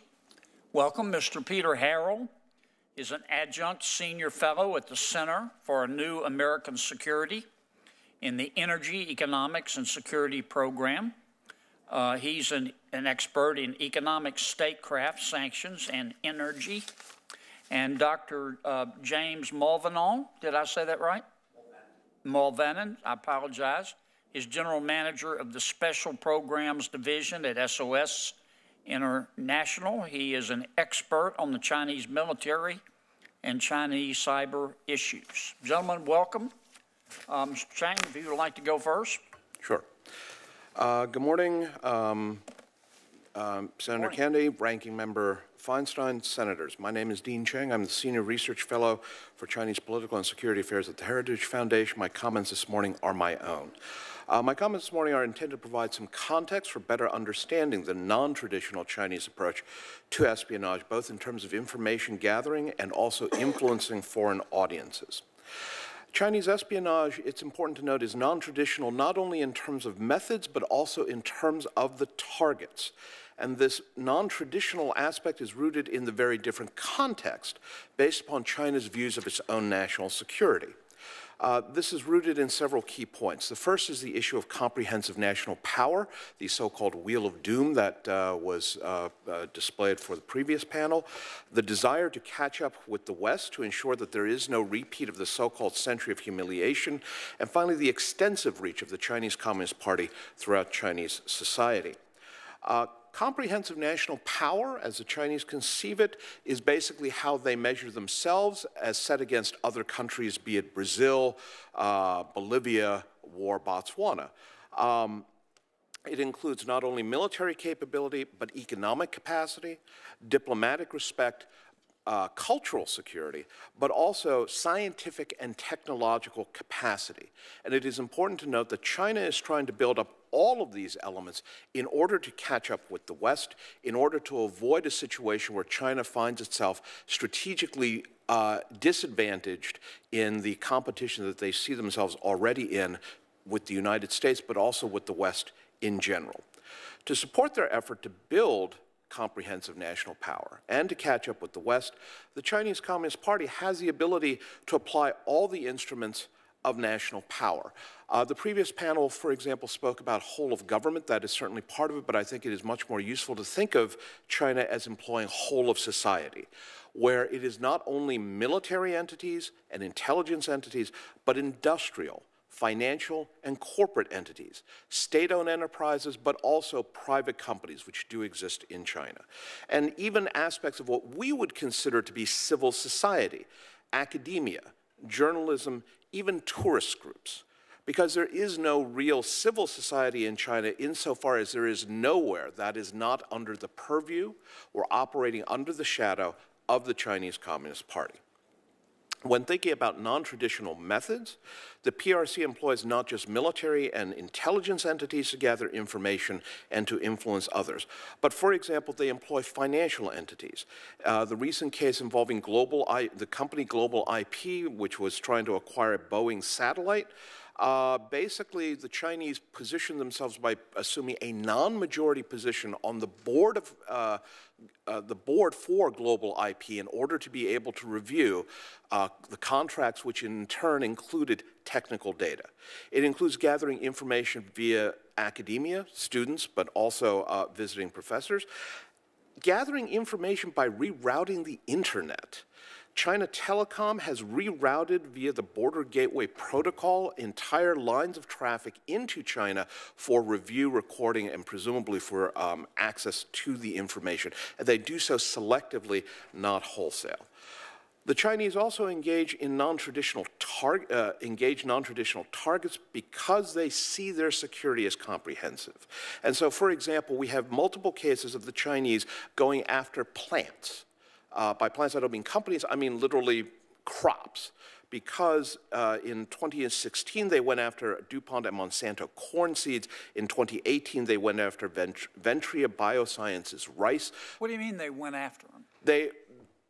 in multiple cases, sir, people were stopped at U.S. airports. Their luggage was examined, and they had acquired seeds, seedlings, plants, literally the plants themselves. The Chinese see food security as part of comprehensive national power and comprehensive national security. We don't tend to think about food security, they do. And finally, just very quickly, the issue of influence operations. Again, non-traditional methods and targets can be highlighted. The Chinese, of course, we've heard about Confucius Institutes. I would just note here that it is a rare day when the Nation magazine, the Heritage Foundation, and the Chronicle of Higher Education all agree with each other. But on the issue of Confucius Institutes, there is, in fact, a across-the-board view that these institutions do not serve freedom of expression and freedom of inquiry.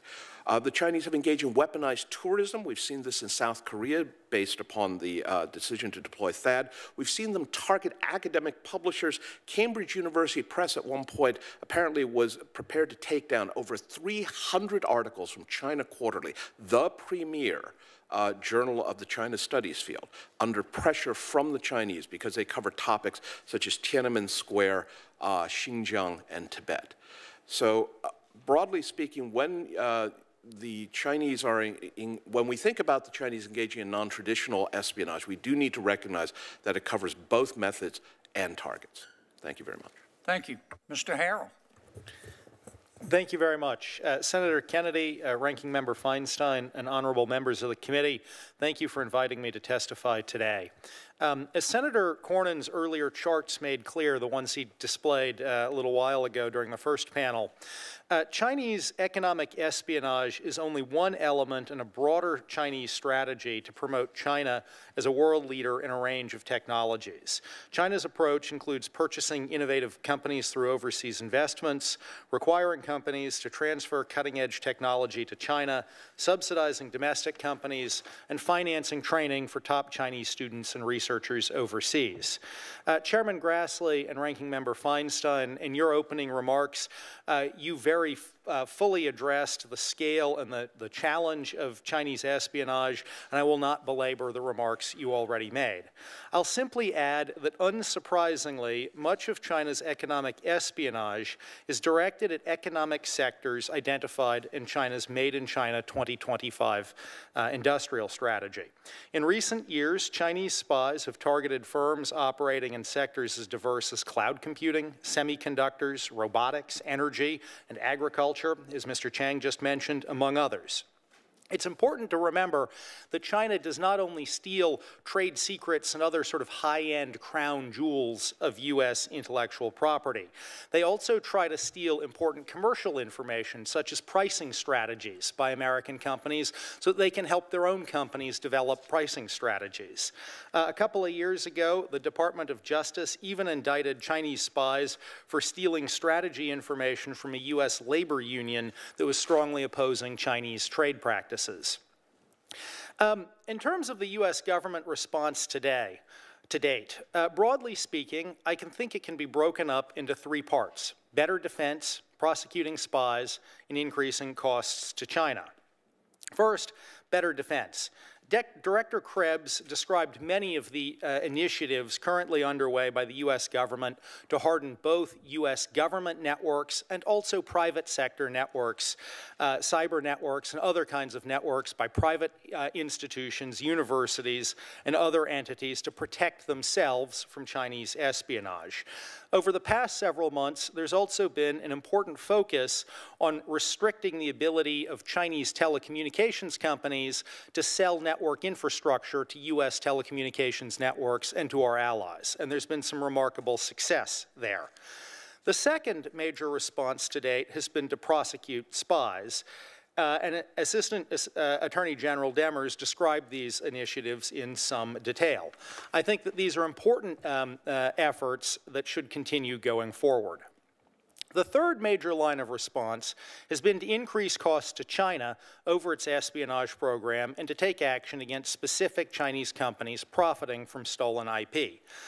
In 2015, the Obama administration used criminal prosecutions and the threat of sanctions to convince Chinese President Xi to agree to an agreement that China would not knowingly support cyber-enabled theft of intellectual property for commercial gain.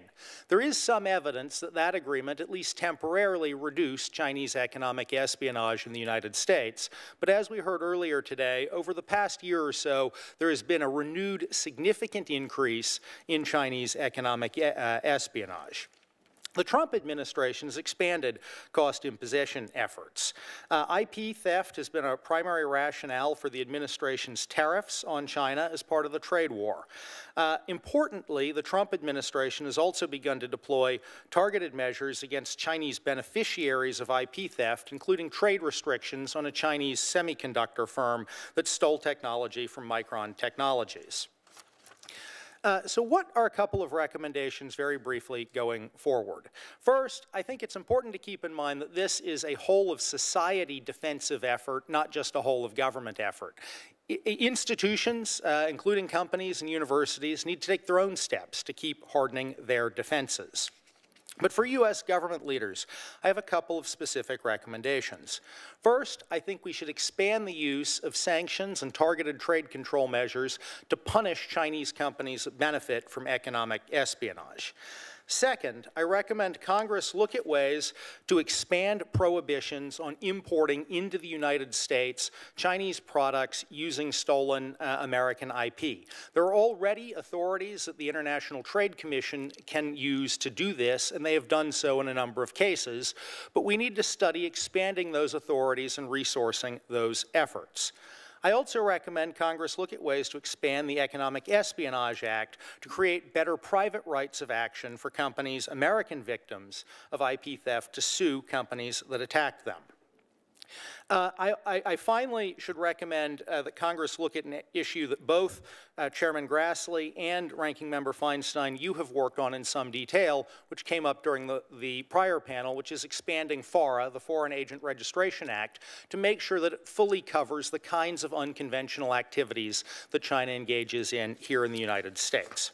Thank you again for the opportunity to testify, and I look forward to your questions. Thank you. Doctor? Senator Kennedy, Ranking Member Feinstein, thank you for inviting me here today. I'm a Chinese linguist. I've spent the last 25 years building teams of cleared Chinese linguists supporting the U.S. government on issues like Chinese cyber espionage.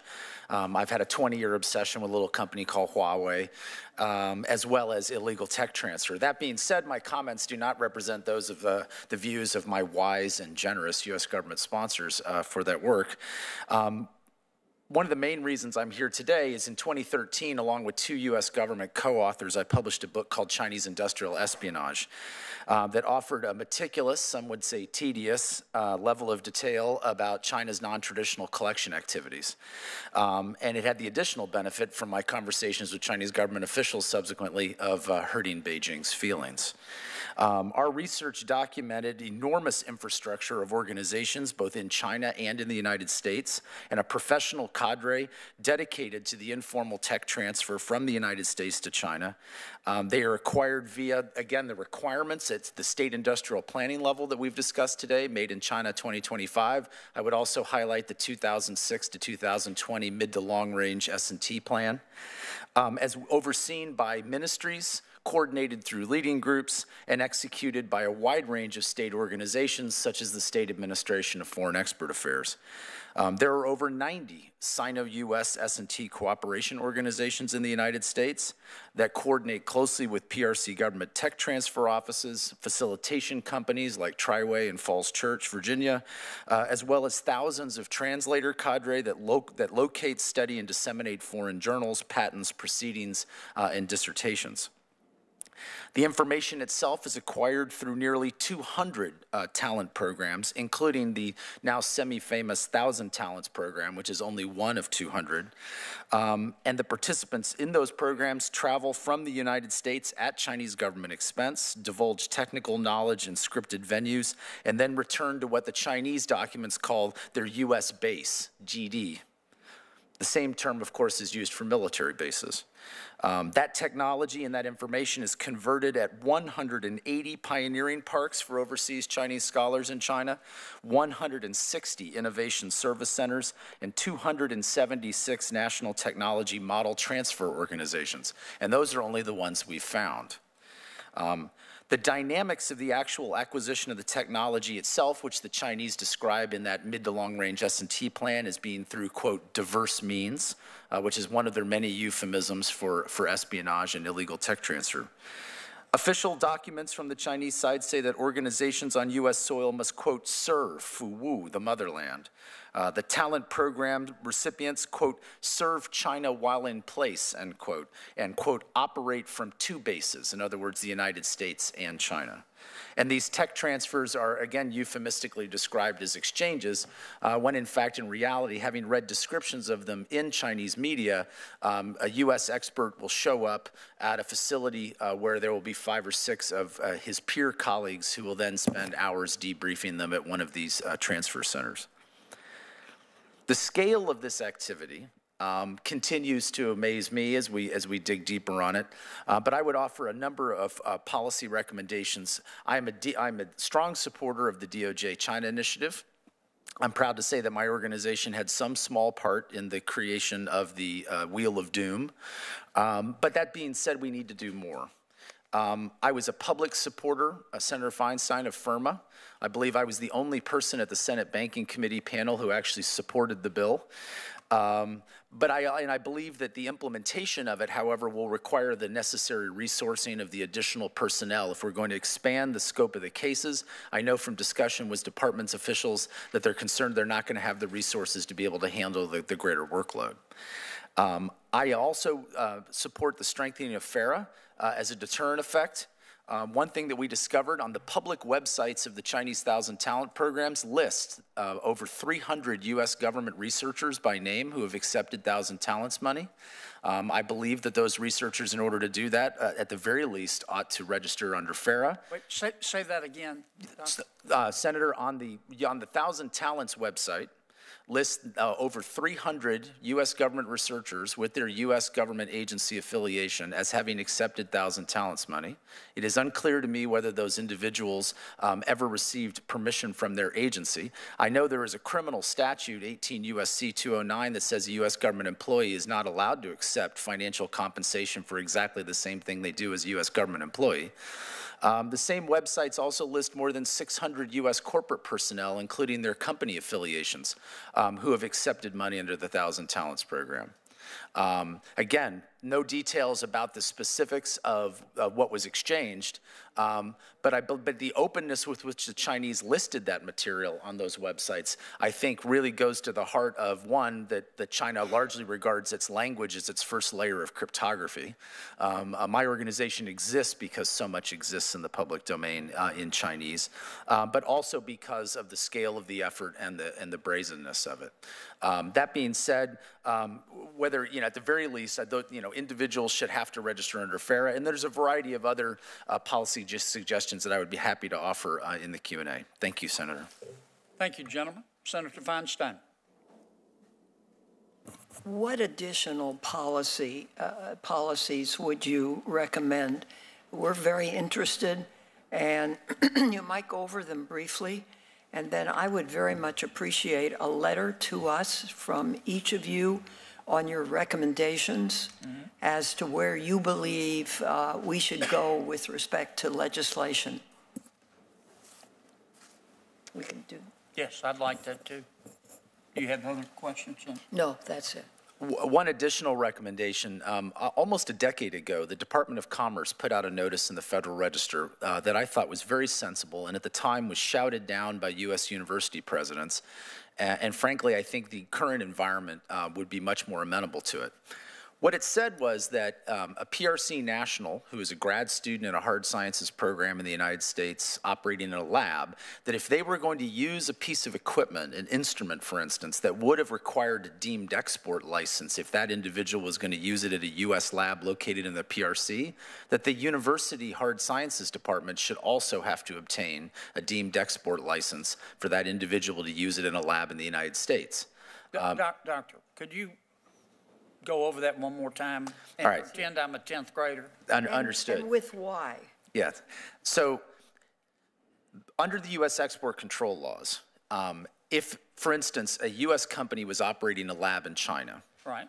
and that lab was using a piece of equipment that would have required an export license to be sold to a Chinese company or transferred to a university, and a foreign individual was going to use that piece of equipment as an employee of that U.S. company, that company would have to apply for what's called a deemed export license. In other words, the technology itself wasn't being transferred to a foreign entity, Right. but it was being used by a foreign national within the confines of that U.S. company. My recommendation is that the exact same request needs to be made if a PRC national, for instance, in a hard sciences lab at a U.S. university is using a piece of equipment that would have required a deemed export license if it had been in a U.S. lab abroad. There's a reciprocity there that seems logical to me, yet when it was proposed the last time by the Commerce Department, it was shouted down in the Federal Register. Can you send us that in writing explanation? Yes, sir, Senator. That would be wonderful. Give me information on that. I just have a couple of questions. This has been, I hope we'll do this again. This has been very informative. I want to go back to the Confucius Institutes. I don't want to curtail free speech. If somebody in society, and including but not limited to a university, wants to advance an argument that the political and economic structure of China is best for the world, I don't happen to agree with it, but I think they should be allowed to advocate. That's not what I'm talking about. What I'm trying to understand here is to what extent, if any, the Confucius Institutes are doing more than that, and in particular, to what extent the institutes are curtailing speech critical of China, and to what extent the universities are giving in because they want the money.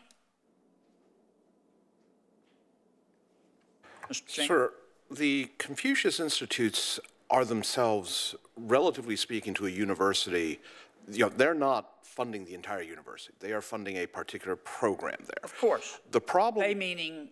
The Confucius Institute. Now, the Right. Confucius Institute is serving as a conduit, of course, for Chinese government money. Right. Because, but they pay for the institute. That's right. So the Chinese government, as a pass-through, essentially through this institute, provides money to a university, and the university finds free money to be moderately to very addictive. And as a result, they are prepared to curtail or pressure or discourage inviting Tibetan speakers or allowing inquiry into certain areas. But it is important to note that the Confucius Institute is only one of the mechanisms that the Chinese use as part of a broader effort. I understand that, but I'm trying to focus on a specific example. So it is, in a sense, it is the university that pulls the trigger. It is the Confucius Institute, however, that is whispering in the ear of the university saying, that's a lot of money we're giving you. You really want to put that in jeopardy. Do you know of instances, specific instances, where that has happened? I don't have that in front of me, sir. Do you have it? I can get that for you. Could you get that to me? Yes, sir. Senator, there was a very comprehensive report, bipartisan report, just about 2 weeks ago by the Hoover Institute out in California and the Asia Society. At Stanford? At Stanford, that looked in great detail at a bunch of Chinese influence operations, including the issue of the Confucius Institutes. And I'll send that to your staff, sir. Would you? Thank you. Yeah, absolutely. One of the things it found and recommended is, at the very least, if Confucius Institutes are going to remain in the United States, there should be complete transparency around what they're doing, the operating structure they are operating under, and that the university should have complete operational control over what the institute is. So if these became something that was purely a language training program with no other strings attached, it could remain. But you'd need a lot more transparency than you tend to see today. Okay.